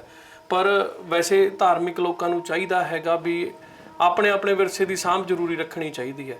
ਐਟਲੀਸਟ ਜੇ ਕੋਈ ਧਾਰਮਿਕ ਲੋਕ ਨਹੀਂ ਰੱਖ ਰਹੇ ਤਾਂ ਸਰਕਾਰ ਨੂੰ ਤਾਂ ਚਾਹੀਦਾ ਨਾ ਉਰੇ ਕੋਈ ਗੇਟ ਲਗਾ ਦਿੱਤਾ ਜਾਵੇ, ਕੋਈ ਪ੍ਰੋਪਰ ਕੋਈ ਚੀਜ਼ ਬਣਾ ਦਿੱਤੀ ਜਾਵੇ। ਹੁਣ ਦੇਖੋ ਥੱਲੇ ਕੁੱਤੇ ਜਾਂਦੇ ਨੇ ਉੱਥੇ, ਉਹ ਮਜ਼ਾਰਾਂ ਦੇ ਉੱਤੇ ਵੀ ਚੜ ਜਾਂਦੇ ਨੇ, ਸਾਰਾ ਕੁਝ ਹੁੰਦਾ। ਉਹ ਇੱਕ ਬੇਅਦਬੀ ਹੈ ਧਰਮ। ਬਿਲਕੁਲ ਜੀ, ਬਹੁਤ ਵੱਡੀ ਬੇਅਦਬੀ ਵੀ ਹੋ ਰਹੀ ਹੈ। ਸੋ ਇਹ ਤਾਂ ਬਹੁਤ ਵੱਡਾ ਸਵਾਲ ਪੈਦਾ ਹੁੰਦਾ। ਹਾਲਾਂਕਿ ਜਿਸ ਤਰ੍ਹਾਂ ਮੈਂ ਪਹਿਲਾਂ ਵੀ ਗੱਲ ਕੀਤੀ ਸੀ ਕਿ ਸਰਕਾਰੀ ਪੈਸਾ ਆਉਂਦਾ ਸਿਰਫ ਕਾਗਜ਼ਾਂ 'ਚ ਰਹਿ ਜਾਂਦੀ ਕਿ ਅਸੀਂ ਜੀ ਸਾਂਭ ਸੰਭਾਲ ਕਰ ਰਹੇ ਹਾਂ, ਕਿਉਂਕਿ ਨੀਚੇ ਜਿਹੜਾ ਬੋਰਡ ਲੱਗਾ ਵੀ ਇਹੀ ਦਰਸਾਉਂਦਾ ਹੈ ਕਿ ਜਿਹੜਾ ਇਹ ਸਰਕਾਰ ਦੇ ਜਿਹੜੀ ਅਧੀਨ ਹੈ ਉਹ ਜਗ੍ਹਾ ਆਉਂਦੀ ਹੈ। ਜੇਕਰ ਕਿਸੇ ਨੇ ਇਸ ਨੂੰ ਨੁਕਸਾਨ ਪਹੁੰਚਾਇਆ ਜਾਂ ਕੋਈ ਤੋੜੇਗਾ ਜਾਂ ਇੱਥੋਂ ਕੋਈ ਇੱਟ ਲੈ ਕੇ ਜਾਵੇਗਾ ਸੋ ਉਹਨੂੰ ਜਿਹੜਾ 4000 ਦੇ ਕਰੀਬ ਜਿਹੜਾ ਜੁਰਮਾਨਾ ਹੋ ਜਾਵੇਗਾ ਤੇ ਇਸ ਦੇ ਨਾਲ ਕੈਦ ਦੀ ਸਜ਼ਾ ਵੀ ਮਿਲ ਸਕਦੀ ਹੈ ਜਾਂ ਦੋਨੇ ਸਜ਼ਾਵਾਂ ਵੀ ਹੋ ਸਕਦੀਆਂ ਨੇ ਜੇਕਰ ਕੋਈ ਇਸ ਇਮਾਰਤ ਨੂੰ ਨੁਕਸਾਨ ਪਹੁੰਚਾਉਂਦਾ ਹੈ ਜਾਂ ਤੋੜਦਾ ਹੈ ਜਾਂ ਕੋਈ ਵੀ ਇੱਥੋਂ ਇੱਟ ਲੈ ਕੇ ਜਾਂਦਾ ਹੈ। ਸੋ ਜੇਕਰ ਗੱਲ ਕੀਤੀ ਜਾਵੇ ਇੱਟਾਂ ਦੀ, ਹੁਣ ਗੱਲ ਇੱਟ ਦੀ ਤੁਰ ਪਈ ਕਿਉਂਕਿ ਜਿਸ ਹਿਸਾਬ ਨਾਲ ਇਹ ਇਮਾਰਤ ਬਣੀ ਹੋਈ ਹੈ ਕਰੋੜਾਂ ਦੇ ਹਿਸਾਬ ਨਾਲ ਇੱਟ ਲੱਗੀ ਹੋਏਗੀ ਹੈ ਨਾ। ਬਿਲਕੁਲ ਜੀ, ਦੇਖੋ ਇੰਨੀ ਅਣਮੁੱਲੀ ਵਿਰਾਸਤ ਆ ਇਹਦੀ। ਇੱਕ ਇੱਕ ਕੰਧ ਜਿਹੜੀ ਹੈਗੀ ਆ ਉਹ ਘੱਟੋ ਘੱਟ 2 ਫੁੱਟ ਤੋਂ ਲੈ ਕੇ 5 ਫੁੱਟ ਤੱਕ ਚੌੜੀਆਂ ਕੰਧਾਂ ਨੇ ਜਿਹੜੀਆਂ ਇਮਾਰਤਾਂ ਨੇ। ਫਿਰ ਇਹਦੀ ਬੇਸਮੈਂਟ ਵੀ ਬਣੀ ਹੋਈ ਹੈ। ਇੰਨਾ ਜ਼ਿਆਦਾ ਇੱਥੇ ਮਤਲਬ ਸਟਰਕਚਰ ਤੇ ਪੈਸਾ ਲੱਗਿਆ ਹੋਊਗਾ ਇਹ ਸਾਰਾ ਸਟਰਕਚਰ ਬਣਾਉਣ ਤੇ। ਸਾਡੀ ਗਵਰਨਮੈਂਟ ਸਿਰਫ ਇੱਕ ਕੇਅਰ ਕਰਨ ਦੀ ਲੋੜ ਹੈ, ਇਹਨੂੰ ਕੋਈ ਇੱਥੇ ਕੋਈ ਕਰੋੜਾਂ ਰੁਪਇਆ ਨਹੀਂ ਖਰਚਣਾ। ਮੇਰੇ ਹਿਸਾਬ ਨਾਲ ਤਾਂ ਇੱਥੇ ਹਜ਼ਾਰਾਂ ਜਾਂ ਲੱਖਾਂ ਰੁਪਇਆ ਖਰਚ ਕਰਕੇ ਹੀ ਇਹਨੂੰ ਮੇਨਟੇਨ ਰੱਖਿਆ ਜਾ ਸਕਦਾ। ਇੱਕ ਉਰੇ ਬੰਦੇ ਦੀ ਸਪੈਸੀਫਿਕ ਡਿਊਟੀ ਲੱਗ ਜੇ ਸਰਕਾਰ ਵੱਲੋਂ ਜਿਹੜਾ ਘੱਟੋ ਘੱਟ ਇਹਨੂੰ ਨਿਗਰਾਨੀ ਤਾਂ ਰੱਖੇ ਨਾ ਇਸ ਸਟਰਕਚਰ ਦੀ। ਬਿਲਕੁਲ, ਪਰ ਜੀ ਜੇਕਰ ਗੱਲ ਕੀਤੀ ਜਾਵੇ ਕਿਹਾ ਜਾਂਦਾ ਕਿ ਨੀਚੇ ਇੱਕ ਤਹਿਖਾਨਾ ਵੀ ਬਣਿਆ ਹੋਇਆ ਹਨਾ। ਸੋ ਅਸੀਂ ਹੁਣ ਨੀਚੇ ਵੀ ਜਾਵਾਂਗੇ, ਉਹ ਬਿਲਕੁਲ ਜੀ ਤੁਹਾਨੂੰ ਲੈ ਕੇ ਜਾਵਾਂਗੇ ਉਸ ਤਹਿਖਾਨੇ ਦੇ ਵਿੱਚ। ਉੱਥੇ ਸੁਣਿਆ ਸੀ ਅਸੀਂ ਵੀ ਕਾਫੀ ਜ਼ਿਆਦਾ ਕਮਰੇ ਹੈਗੇ ਨੇ ਤੇ ਪਰ ਕਿਉਂਕਿ ਉੱਥੇ ਕੋਈ ਜਾਂਦਾ ਆਂਦਾ ਨਹੀਂ ਹੈਗਾ ਅੱਜ ਕੱਲ ਉੱਥੇ ਥੋੜਾ ਡਰ ਜਾ ਰਹਿੰਦਾ ਜਿਵੇਂ ਉੱਥੇ ਸੱਪ ਸੁੱਪ ਬਹੁਤ ਹੁੰਦੇ ਨੇ, ਸੱਪ ਹੁੰਦੇ ਨੇ, ਚਮਗਾਦੜਾਂ ਹੁੰਦੀਆਂ ਨੇ ਤੇ ਜਾਣਾ ਥੋੜਾ ਬਚ ਕੇ ਪੈਣਾ। ਪਰ ਉਹ ਤਹਿਖਾਨੇ ਤੱਕ ਕੋਈ ਬਹੁਤ ਘੱਟ ਲੋਕ ਨੇ ਜਿਹੜੇ ਅਪਰੋਚ ਕਰਦੇ ਨੇ ਜੇ ਕਿਤੇ ਕੀਤੀ ਜਾਵੇ। ਇਹ ਜਗ੍ਹਾ ਬਹੁਤ ਸੋਹਣੀ ਜਗ੍ਹਾ ਹੈ ਜੀ। ਬਿਲਕੁਲ, ਬਸ ਇਹਨੂੰ ਮੇਨਟੇਨ ਰੱਖਣ ਦੀ ਲੋੜ ਹੈ ਜੀ। ਬਿਲਕੁਲ ਬਿਲकुल। ਇਹ ਤਾਂ ਪਹਿਲਾਂ ਵੀ ਮੈਂ ਕਹਿਤਾ ਸੀ ਕਿ ਜਿਸ ਕਾਰੀਗਰ ਨੇ ਬਣਾਈ ਹੈ ਬਾ ਕਮਾਲ ਬਹੁਤ ਖੂਬਸੂਰਤ ਦੇ ਨਾਲ ਉਸਨੇ ਇਸ ਨੂੰ ਘੜਿਆ ਹੈ, ਬਣਾਇਆ ਹੈ। ਸੋ ਇੱਥੇ ਜਿਹੜੀ ਪੌੜੀ ਹੈ ਬੜੀ ਜਿੱਦਾਂ ਆਮ ਘਰ ਦੀਆਂ ਪੌੜੀਆਂ ਤਾਂ ਬੜੀਆਂ ਨੇੜੇ ਨੇੜੇ ਰੱਖੀਆਂ ਹੁੰਦੀਆਂ, ਪੌੜੀਆਂ ਵੀ ਬਹੁਤ ਫਰਕ ਦੇ ਨਾਲ ਨੇ, ਵੱਡੀਆਂ ਵੱਡੀਆਂ ਪੌੜੀਆਂ ਬਣਾਈਆਂ ਗਈਆਂ ਨੇ। ਸੋ ਬਹੁਤ ਖੂਬਸੂਰਤ ਤਰੀਕੇ ਦੇ ਨਾਲ ਇਸ ਨੂੰ ਜਿਹੜਾ ਤਿਆਰ ਕੀਤਾ ਗਿਆ ਹੈ। ਫਿਰ ਹੁਣ ਅਸੀਂ ਤੁਹਾਨੂੰ ਜਿਹੜਾ ਤਹਿਖਾਨੇ ਦੇ ਵਿੱਚ ਲੈ ਕੇ ਚੱਲਾਂਗੇ ਕਿ ਉਹ ਜਿਹੜਾ ਤਹਿਖਾਨਾ ਆ ਉਹ ਕਿਸ ਤਰ੍ਹਾਂ ਬਣਾਇਆ ਗਿਆ ਹੈ, ਅੱਜ ਉਹਦੀ ਹਾਲਤ ਜਿਹੜੀ ਕੀ ਹੋ ਚੁੱਕੀ ਹੈ। ਸੋ ਜਿਵੇਂ ਕਿ ਅਸੀਂ ਉੱਪਰ ਤੁਹਾਨੂੰ ਉਸਤਾਦ ਤੇ ਚੇਲੇ ਦਾ ਮਕਬਰਾ ਦਿਖਾਇਆ ਹੈ ਤੇ ਹੁਣ ਅਸੀਂ ਇੱਕ ਐਸੀ ਚੀਜ਼ ਦਿਖਾਵਾਂਗੇ ਜਿਸ ਨੂੰ ਤਹਿਖਾਨਾ ਬੋਲਿਆ ਜਾਂਦਾ ਹੈ। ਇਹ ਤਹਿਖਾਨਾ ਅੱਜ ਤੱਕ ਕੋਈ ਵੀ ਮੰਨਿਆ ਜਾਂਦਾ ਕਿ ਨੀਚੇ ਤਾਂ ਨਹੀਂ ਜਾਂਦਾ ਕਿਉਂਕਿ ਬਹੁਤ ਹਨੇਰਾ ਆ। ਹੋ ਸਕਦਾ ਹੈ ਕਿ ਇੱਥੇ ਕੋਈ ਜਿੱਦਾਂ ਕੋਈ ਜਾਨਵਰ ਵੀ ਜ਼ਰੂਰ ਹੋਵੇ, ਪਰ ਥੋੜਾ ਜਿਹਾ ਰਿਸਕ ਅਸੀਂ ਲੈਂਦੇ ਹੋਏ ਥੋੜੀ ਚੀਜ਼ ਤੁਹਾਨੂੰ ਦਿਖਾਉਣੀ ਬਣਦੀ ਹੈ। ਇਸ ਲਈ ਦਿਖਾਉਣੀ ਬਣਦੀ ਹੈ ਕਿਉਂਕਿ ਇਹ ਬਾ ਕਮਾਲ ਚੀਜ਼ਾਂ ਨੇ, ਬਹੁਤ ਹੀ ਸਾਡੀਆਂ ਵਿਰਾਸਤ ਨਾਲ ਜੁੜੀਆਂ ਹੋਈਆਂ ਚੀਜ਼ਾਂ ਨੇ ਜਿਸ ਨੂੰ ਸੰਭਾਲਣ ਦੀ ਬੇਹੱਦ ਲੋੜ ਹੈ। ਸੋ ਮੇਰੇ ਨਾਲ ਭਰਤ ਹੁਣੀ ਜਾਣਗੇ ਤੇ ਨਾਲ ਨਾਲ ਤੁਹਾਨੂੰ ਸਾਰੀ ਜਾਣਕਾਰੀ ਦਿੰਦੇ ਚੱਲਣੇ ਕਿਉਂਕਿ ਇਹਦੇ ਨੀਚੇ ਜਿਹੜੀ ਸੁਰੰਗ ਬਣੀ ਹੋਈ ਹੈ ਉਹ ਸੁਰੰਗ ਅਸੀਂ ਦਿਖਾਵਾਂਗੇ। ਸੋ ਚੱਲੀਏ ਆਪਾਂ ਲਗਾਤਾਰ ਨਾਲ ਦਿਖਾਉਂਦੇ ਚੱਲਦੇ ਹਾਂ ਕਿ ਕੈਮਰਾਮੈਨ ਨੂੰ ਕਹਾਂਗੇ ਨਾਲ ਦੀ ਨਾਲ ਸਾਡੇ ਤੁਰੇ ਚੱਲਣ। ਥੋੜਾ ਧਿਆਨ ਨਾਲ ਆਇਓ ਜੀ ਕਿਉਂਕਿ ਉਰੇ ਜਿਹੜੀ ਇਹ ਜਗ੍ਹਾ ਹੈ ਅੱਜ ਕੱਲ ਇਹ ਸੱਪਾਂ ਸੁੱਪਾਂ ਦਾ ਘਰ ਹੀ ਹੈ। ਥੋੜੀ ਜਿਹੀ ਖਤਰਨਾਕ ਆ, ਲਾਈਟ ਕਰ ਲਿਓ ਜੀ ਜਰਾ। ਹਾਂਜੀ ਤੁਸੀਂ ਜ਼ਰੂਰ ਪਰਵਿੰਦਰ ਕੈਮਰਾਮੈਨ ਸਾਡੇ ਨਾਲ ਅੱਜ ਮੌਜੂਦ ਨੇ ਤੇ ਲਗਾਤਾਰ ਤੁਹਾਨੂੰ ਤਸਵੀਰਾਂ ਜਿਹੜੀਆਂ ਨੇ ਇਸ ਵੇਲੇ ਇਸ ਸੁਰੰਗ ਦੀ ਦਿਖਾਉਣਗੀਆਂ। ਪਰ ਜੇ ਜੇਕਰ ਗੱਲ ਕੀਤੀ ਜਾਵੇ ਇਸ ਟਾਈਮ ਉਹ ਚਮਗਾਦੜਾਂ ਉੱਡ ਰਹੀਆਂ ਨੇ, ਆ ਦੇਖੋ ਆ ਗਈਆਂ ਨਾ ਵਿੱਚ ਤੇ ਕੈਪਚਰ ਹੋ ਰਹੀਆਂ ਨੇ ਜੀ। ਬਿਲਕੁਲ, ਇਸ ਇੱਥੇ ਹੁਣ ਕੋਈ ਆਉਂਦਾ ਨਹੀਂ ਐਕਚੁਅਲੀ ਜੀ। ਜੇ ਇਹਨੂੰ ਸੰਭਾਲ ਕੇ ਰੱਖਿਆ ਜਾਂਦਾ ਜਾਂ ਇਹਦੀ ਪ੍ਰੋਪਰ ਸਾਂਭ ਸੰਭਾਲ ਹੁੰਦੀ ਤਾਂ ਦੇਖੋ ਇਹ ਪ੍ਰੋਪਰ ਇੱਕ ਪੋਰਸ਼ਨ ਬਣਿਆ ਵਾ ਥੱਲੇ। ਜੇਕਰ ਗੱਲ ਕੀਤੀ ਜਾਵੇ ਇਹ ਵੀ ਮੰਨਿਆ ਜਾ ਰਿਹਾ ਕਿ ਇੱਥੇ ਇੱਕ ਨੀਚੇ ਜਿਹੜੀਆਂ ਸੁਰੰਗਾਂ ਬਣੀਆਂ ਹੋਈਆਂ ਸੀ ਉਹ ਸੁਰੰਗ ਕਿਸੇ ਦੇ ਨਾਲ ਜਿਹੜੀਆਂ ਨੇ ਕਨੈਕਟ ਹੈਗੀਆਂ। ਇਹਦਾ ਕੀ ਇਤਿਹਾਸ ਕੀ ਹੈ? ਇਹਨਾਂ ਦਾ ਇਤਿਹਾਸ ਇਹ ਹੈ ਜੀ ਵੀ ਇਹ ਉਰੇ ਤੋਂ ਸਾਹਮਣੇ ਰੋਜ਼ਾ ਸ਼ਰੀਫ ਪੈਂਦਾ ਜੀ। ਇਹ ਉਰੇ ਤੋਂ ਰੋਜ਼ਾ ਸ਼ਰੀਫ ਤੱਕ ਜਾਂਦੀਆਂ ਨੇ। ਰੋਜ਼ਾ ਸ਼ਰੀਫ ਤੋਂ ਬਾਅਦ ਅੱਗੇ ਇਹ ਆਮ ਖਾਸ ਬਾਗ ਨਾਲ ਕਨੈਕਟ ਹੁੰਦੀਆਂ ਨੇ ਜੀ। ਇਹਨਾਂ ਦੀ ਕਨੈਕਟੀਵਿਟੀ ਜਿਹੜੀ ਹੈਗੀ ਆ ਉਹ ਕਾਫੀ ਮਤਲਬ ਪੂਰਾ ਸ਼ਹਿਰ ਲਗਭਗ ਕਵਰ ਕਰਦੀ ਹੈ ਜੀ। ਆਜੋ ਜੀ ਇੱਧਰ ਆਜੋ। ਸੋ ਬਿਲਕੁਲ ਜੀ ਤਸਵੀਰਾਂ ਤੁਸੀਂ ਸਾਫ਼ ਦੇਖ ਸਕਦੇ ਹੋ। ਅਸੀਂ ਉਸਤਾਦ ਤੇ ਚੇਲੇ ਦਾ ਤੁਹਾਨੂੰ ਜਿਹੜਾ ਆ ਉਹ ਮਕਬਰਾ ਅਸੀਂ ਦਿਖਾ ਰਹੇ ਹਾਂ। ਬਹੁਤ ਸਾਰੀਆਂ ਜਿਹੜੀਆਂ ਚਮਗਾਦੜ ਇੱਥੇ ਮੌਜੂਦ ਨੇ। ਸੋ ਇਹ ਸਾਰੇ ਜਿਹੜੇ ਨੇ ਪੂਰੇ ਬਹੁਤ ਸਾਰੇ ਜਿਹੜੇ ਨੇ ਚਾਹੀਦਾ ਜੀ ਉਰੇ ਤੋਂ। ਇਹ ਚਮਗਾਦੜ ਜ਼ਿਆਦਾ ਉੱਠ ਗਏ ਨੇ। ਤੁਸੀਂ ਇੱਕ ਚੀਜ਼ ਦੇਖੋ ਜੀ, ਇਹਦੇ ਵਿੱਚ ਜਿਹੜੀ ਕਲਾਕਾਰੀ ਦਾ ਇੱਕ ਇਹ ਤੋਂ ਵਧੀਆ ਨਮੂਨਾ ਮੈਨੂੰ ਨਹੀਂ ਲੱਗਦਾ ਕੋਈ ਹੋ ਸਕਦਾ। ਇਹਦੇ ਉੱਪਰ ਡਿਜ਼ਾਈਨ ਦੇਖੋ ਜੀ ਇੱਥੇ।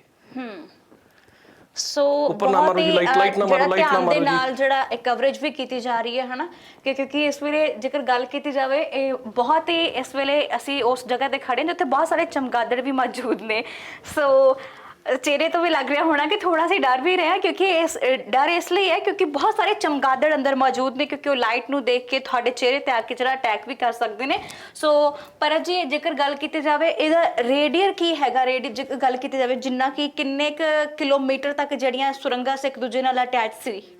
ਕਿਹਾ ਜਾਂਦਾ ਵੀ ਜੀ ਉਰੇ ਤੋਂ ਇਹ ਆਮ ਖਾਸ ਬਾਗ ਤੱਕ, ਉਰੇ ਤੋਂ ਇਹ ਰੋਜ਼ਾ ਸ਼ਰੀਫ ਤੱਕ ਜਾਂਦੀਆਂ ਸੀ। ਰੋਜ਼ਾ ਸ਼ਰੀਫ ਤੋਂ ਬਾਅਦ ਇੱਕ ਆਮ ਖਾਸ ਬਾਗ ਪੈਂਦਾ ਜੀ, ਜਿਹੜਾ ਬਿਲਕੁਲ ਸੈਂਟਰ ਪੁਆਇੰਟ ਹੈਗਾ ਦਿੱਲੀ ਤੇ ਲਾਹੌਰ ਦੇ ਕਿਲੇ ਦਾ, ਤੇ ਉੱਥੇ ਤੋਂ ਇਹ ਪਟਿਆਲੇ ਤੱਕ ਸੁਣਿਆ ਜਾਂਦਾ ਜੀ ਸਾਡੇ ਵੱਲੋਂ ਕਿ ਇਹ ਪਟਿਆਲੇ ਤੱਕ ਸੁਰੰਗ ਜਾਂਦੀ ਸੀ ਜੀ। ਕਹਿਣ ਵਾਲੇ ਕਹਿੰਦੇ ਨੇ ਜੀ ਉਰੇ ਇੱਕ ਵਾਰ ਅਟੈਕ ਹੋਇਆ ਸੀ ਜਦੋਂ, ਤਾਂ ਉਰੇ ਤੋਂ ਜਿਹੜੇ ਕਿੰਗ ਸੀ ਉਹ ਆਪਣਾ ਖਜ਼ਾਨਾ ਵਗੈਰਾ ਲੈ ਕੇ ਸੁਰੰਗਾਂ ਚੋਂ ਨਿਕਲ ਗਏ ਸੀ ਤੇ ਉਹਨਾਂ ਨੇ ਬਾਹਰੋਂ ਦੀ ਦੁਬਾਰਾ ਆ ਕੇ ਅਟੈਕ ਕੀਤਾ ਸੀ। ਹਾਂ, ਜੇਕਰ ਗੱਲ ਕੀਤੀ ਜਾਵੇ ਇਹ ਵੀ ਕਿਹਾ ਜਾ ਰਿਹਾ ਕਿ ਇਸ ਵਿੱਚ ਕਮਰੇ ਹੋਰ ਵੀ ਨੀਚੇ ਕਾਫੀ ਜਗ੍ਹਾ ਬਣੀ ਹੋਈ ਅੱਗੇ ਵੀ ਜ਼ਿਕਰ ਸੀ। ਹਾਂਜੀ, ਹੁਣ ਤਾਂ ਇਹ ਟੈਕਿਆ ਦੇਖੋ ਤੁਹਾਡੇ ਸਾਹਮਣੇ ਮਿੱਟੀ ਨਾਲ ਬੰਦ ਹੋ ਗਿਆ। ਪਹਿਲਾਂ ਇਹ ਪ੍ਰੋਪਰ ਜਿਹੜੀ ਸੁਰੰਗ ਆਉਂਦੀ ਸੀ ਸਟੈਪ ਬਾਈ ਸਟੈਪ ਅੱਗੇ ਤੱਕ ਜਾਂਦੀ ਸੀ ਜੀ, ਇਹ ਤੋਂ ਬਾਅਦ ਇਹ ਸਾਈਡ ਤੋਂ ਦੀ ਨਿਕਲਦੀ ਸੀ। ਹੁਣ ਤਾਂ ਉਹ ਚੀਜ਼ਾਂ ਬੰਦ ਹੋ ਚੁੱਕੀਆਂ ਨੇ ਜੀ। ਸੋ ਜਿਹੜੇ ਇੱਥੇ ਬੀਬੀ ਜੀ ਠਹਿਰੇ ਹੋਏ ਨੇ ਜਿਨ੍ਹਾਂ ਦਾ ਇੱਕ ਇੱਥੇ ਬਾਹਰ ਘਰ ਵੀ ਬਣਿਆ ਹੋਇਆ, ਉਹ ਅਕਸਰ ਦੱਸਦੇ ਹੁੰਦੇ ਕਿ ਅਸੀਂ ਉੱਥੇ ਖੇਡਦੇ ਵੀ ਹੁੰਦੇ ਸੀ। ਭਲੇ ਟਾਈਮਾਂ 'ਚੋਂ ਕਹਿੰਦੇ ਜੀ ਅਸੀਂ ਉਰੇ ਅੰਦਰ ਤੱਕ ਚਲੇ ਜਾਂਦੇ ਹੁੰਦੇ ਸੀ, ਪਰ ਹੁਣ ਤਾਂ ਉਹਨਾਂ 'ਚੋਂ ਵੀ ਕੋਈ ਨਹੀਂ ਆਉਂਦਾ। ਪਿੱਛੇ ਜੇ ਅਸੀਂ ਉਰੇ ਆਏ ਸੀ ਤਾਂ ਉਹਨਾਂ ਨਾਲ ਗੱਲਬਾਤ ਕੀਤੀ ਤਾਂ ਉਹ ਦੱਸ ਰਹੇ ਸੀ, ਕਹਿੰਦੇ ਜੀ ਵੀ ਹੁਣ ਤਾਂ ਮਤਲਬ ਵੀ ਸਾਨੂੰ ਇਹੀ ਨਹੀਂ ਪਤਾ ਹੈਗਾ ਵੀ ਅੰਦਰ ਜੇ ਅਸੀਂ ਨਿਕਲਾਂਗੇ ਤਾਂ ਬਾਹਰ ਵਾਪਸ ਆ ਜਾਊਗਾ ਜਾਂ ਨਹੀਂ। ਇਹ ਤਾਂ ਤੁਸੀਂ ਵੱਡੀ ਇੱਕ ਕੋਸ਼ਿਸ਼ ਕੀਤੀ ਵੀ ਆਪਾਂ ਅੰਦਰ ਤੱਕ ਚਲੇ ਗਏ। ਸੋ ਇਹ ਤਸਵੀਰ ਜਿਹੜੀ ਦਿਖਾਉਣੀ ਬਣਦੀ ਹੈ ਕਿਉਂਕਿ ਛੋਟੇ ਛੋਟੇ ਜਿਹੜੇ ਇੱਥੇ ਬੱਚੇ ਨੇ, ਕਤੂਰੇ ਨੇ ਛੋਟੇ ਛੋਟੇ, ਉਹੀ ਬਸ ਇੱਥੇ ਰਹਿ ਗਏ ਨੇ। ਆਮ ਤੌਰ ਤੇ ਅਸੀਂ ਅੰਦਰ ਦੇਖਿਆ ਸੀ ਕਿ ਸੱਪ ਦੀਆਂ ਕੁੰਝ ਲੱਥੀਆਂ ਹੋਈਆਂ ਸਨ, ਤੇ ਇਸ ਦੇ ਨਾਲ ਹੀ ਜੇਕਰ ਗੱਲ ਕੀਤੀ ਜਾਵੇ ਆਪਣੇ ਬਹੁਤ ਸਾਰੇ ਚਮਗਾਦੜ ਮੌਜੂਦ ਸਨ। ਜੇਕਰ ਗੱਲ ਕੀਤੀ ਜਾਵੇ ਜਿਸ ਤਰ੍ਹਾਂ ਦੀ ਇਹ ਬਿਲਡਿੰਗ ਹੈ, ਇਮਾਰਤ ਹੈ, ਜਿੱਥੇ ਇੱਕ ਘਮੰਡ ਨੂੰ ਵੀ ਤੋੜਿਆ ਗਿਆ ਸੀ। ਜੇਕਰ ਗੱਲ ਕੀਤੀ ਜਾਵੇ ਅੱਜ ਦੇ ਆਮ ਤੌਰ ਤੇ ਬਹੁਤ ਸਾਰੇ ਜਿਹੜੇ ਲੋਕ ਨੇ ਇਸ ਸ਼ਹਿਰ ਦੇ ਵਿੱਚ ਆਉਂਦੇ ਨੇ ਜਿੱਥੇ ਮੱਥਾ ਟੇਕਿਆ ਜਾਂਦਾ ਗੁਰੂ ਸਾਹਿਬ ਦੀ ਪਾਵਨ ਪਵਿੱਤਰ ਧਰਤੀ ਤੇ, ਉੱਥੇ ਜੇਕਰ ਲੋਕ ਇਸ ਨੂੰ ਦੇਖਣ ਆਉਣ ਤੇ ਜੇਕਰ ਸਾਂਭੀ ਜਾਵੇ, ਹਾਲਾਂਕਿ ਬੋਰਡ ਲਗਾ ਦਿੱਤਾ ਗਿਆ ਕਿ ਇਸ ਵਿਭਾਗ ਦੇ ਅੰਡਰ ਹੈ, ਜੇਕਰ ਅੰਡਰ ਹੈ ਤੇ ਇਹਦੀ ਸਾਂਭ ਸੰਭਾਲ ਕਿਉਂ ਨਹੀਂ ਹੈ? ਇਹਦੀ ਸੰਭਾਲ ਲਈ ਬਹੁਤ ਵਾਰੀ ਗਵਰਨਮੈਂਟ ਨੂੰ ਅਸੀਂ ਬੇਨਤੀ ਕਰ ਚੁੱਕੇ ਹਾਂ ਜੀ, ਪਰ ਕੋਈ ਵੀ ਸਟੈਪ ਗਵਰਨਮੈਂਟ ਵੱਲੋਂ ਨਹੀਂ ਚੱਕਿਆ ਗਿਆ। ਬੇਸਿਕਲੀ ਜੇ ਇਹਨੂੰ ਸੰਭਾਲ ਕੇ ਰੱਖਣ ਤਾਂ ਅੱਜ ਜਿਵੇਂ ਪ੍ਰੀ ਵੈਡਿੰਗ ਸ਼ੂਟਿੰਗਸ ਹੁੰਦੀਆਂ ਨੇ ਜਾਂ ਹੋਰ ਕਈ ਵਾਰੀ ਗਾਣਿਆਂ ਦੀਆਂ ਸ਼ੂਟਿੰਗਸ ਤੁਸੀਂ ਉਰੇ ਦੇਖਦੇ ਹੋ, ਹਾਲਾਂਕਿ ਉਹ ਲੋਕ ਆ ਕੇ ਕਈ ਵਾਰੀ ਇਹਨੂੰ ਟੈਂਪਰੇਰੀ ਵਾਸ਼ ਕਰ ਲੈਂਦੇ ਨੇ ਤੇ ਉਦੋਂ ਜੇ ਤੁਸੀਂ ਦੇਖਦੇ ਹੋ ਤਾਂ ਇਹ ਕਾਫੀ ਸੋਹਣਾ ਲੱਗਦਾ। ਪਰ ਇਸ ਟਾਈਮ ਤਾਂ ਇਹ ਦੇਖੋ ਆ ਬੀਬੀ ਬਾਠ ਹੋਰਾਂ ਨੇ ਇਹਨਾਂ ਨੂੰ ਥੋੜਾ ਜਿਹਾ ਮੇਨਟੇਨ ਕਰ ਲਿਆ, ਅਦਰਵਾਈਜ਼ ਇੱਕ ਟਾਈਮ ਤਾਂ ਇਹ ਇੱਕ ਨਸ਼ੇ ਦਾ ਅੱਡਾ ਬਣ ਗਿਆ ਸੀ, ਕੁੜੀਆਂ ਮੁੰਡਿਆਂ ਦੇ ਬੈਠਣ ਦੀ ਇੱਕ ਸਪੌਟ ਬਣ ਗਈ ਸੀ, ਅਸਲ 'ਚ ਇੱਕ ਕ੍ਰਾਈਮ ਦਾ ਟਿਕਾਣਾ ਬਣਦਾ ਜਾ ਰਿਹਾ ਸੀ।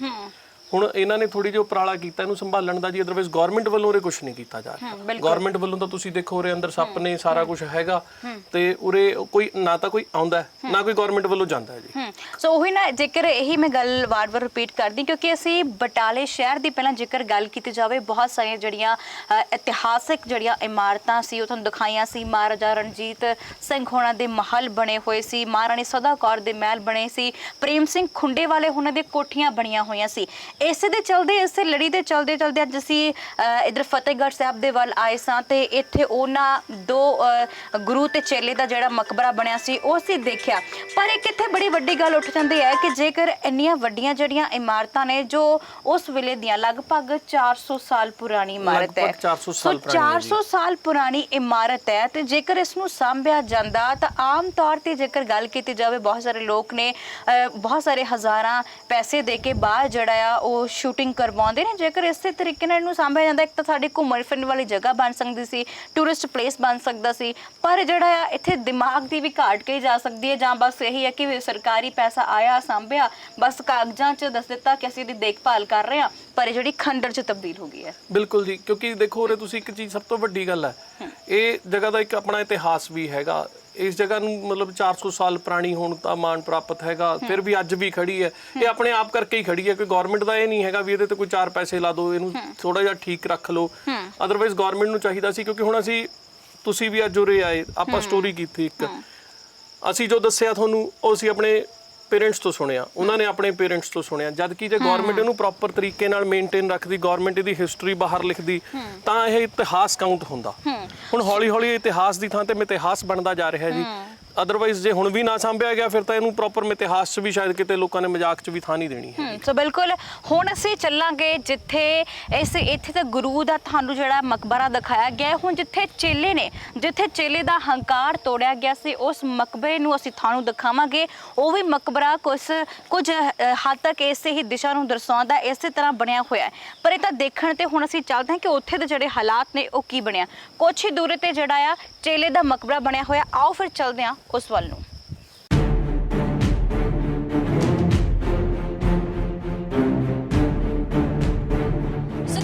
ਗੱਲ ਭਾਵੇਂ ਸੰਗੀਤ ਦੀ ਹੋਵੇ, ਭਾਵੇਂ ਸੱਚਾਈ ਦੀ, ਤੇ ਕੁਦਰਤ ਵੀ ਸਾਡਾ ਸਾਥ ਦਿੰਦੀ ਹੈ। ਸੋ ਇਸੇ ਤਰ੍ਹਾਂ ਅੱਜ ਕੁਦਰਤ ਨੇ ਸਾਡਾ ਬਹੁਤ ਸਾਥ ਦਿੱਤਾ ਹੈ, ਕਿਉਂਕਿ ਜਿਸ ਤਰ੍ਹਾਂ ਇੰਨੀ ਗਰਮੀ ਪੈ ਰਹੀ ਸੀ, ਬਹੁਤ ਬੁਰਾ ਹਾਲ ਸੀ, ਹਾਲੋ ਬੇਹਾਲ ਕੀਤਾ ਹੋਇਆ ਸੀ, ਤੇ ਅੱਜ ਇੰਨੀ ਸੋਹਣੀ ਹਵਾ ਵੀ ਚੱਲ ਰਹੀ ਹੈ। ਇਸੇ ਹਵਾ ਦੇ ਦੌਰਾਨ ਤੇ ਕਾਲੇ ਅਸਮਾਨ ਦੇ ਛਾਏ ਬੱਦਲਾਂ ਦੇ ਦੌਰਾਨ ਅਸੀਂ ਤੁਹਾਨੂੰ ਉਸਤਾਦ ਤੇ ਚੇਲੇ ਦਾ ਜਿਹੜਾ ਮਕਬਰਾ ਦਿਖਾ ਰਹੇ ਹਾਂ, ਤੇ ਉਸਤਾਦ ਦਾ ਮਕਬਰਾ ਦਿਖਾਉਣ ਤੋਂ ਬਾਅਦ ਹੁਣ ਅਸੀਂ ਆਪ ਪਹੁੰਚੇ ਹਾਂ ਚੇਲੇ ਦੇ ਮਕਬਰੇ ਤੇ।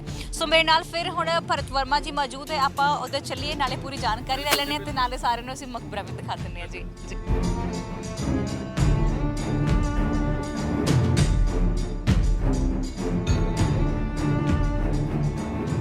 ਸੋ ਭਰਤ ਜੀ, ਅਸੀਂ ਬਾਹਰਲੀਆਂ ਤਸਵੀਰਾਂ ਵੀ ਆਪਣੇ ਦਰਸ਼ਕਾਂ ਨੂੰ ਦਿਖਾ ਚੁੱਕੇ ਹਾਂ, ਪਰ ਅਸੀਂ ਹੁਣ ਅੰਦਰ ਪਹੁੰਚੇ ਹੋਏ ਹਾਂ।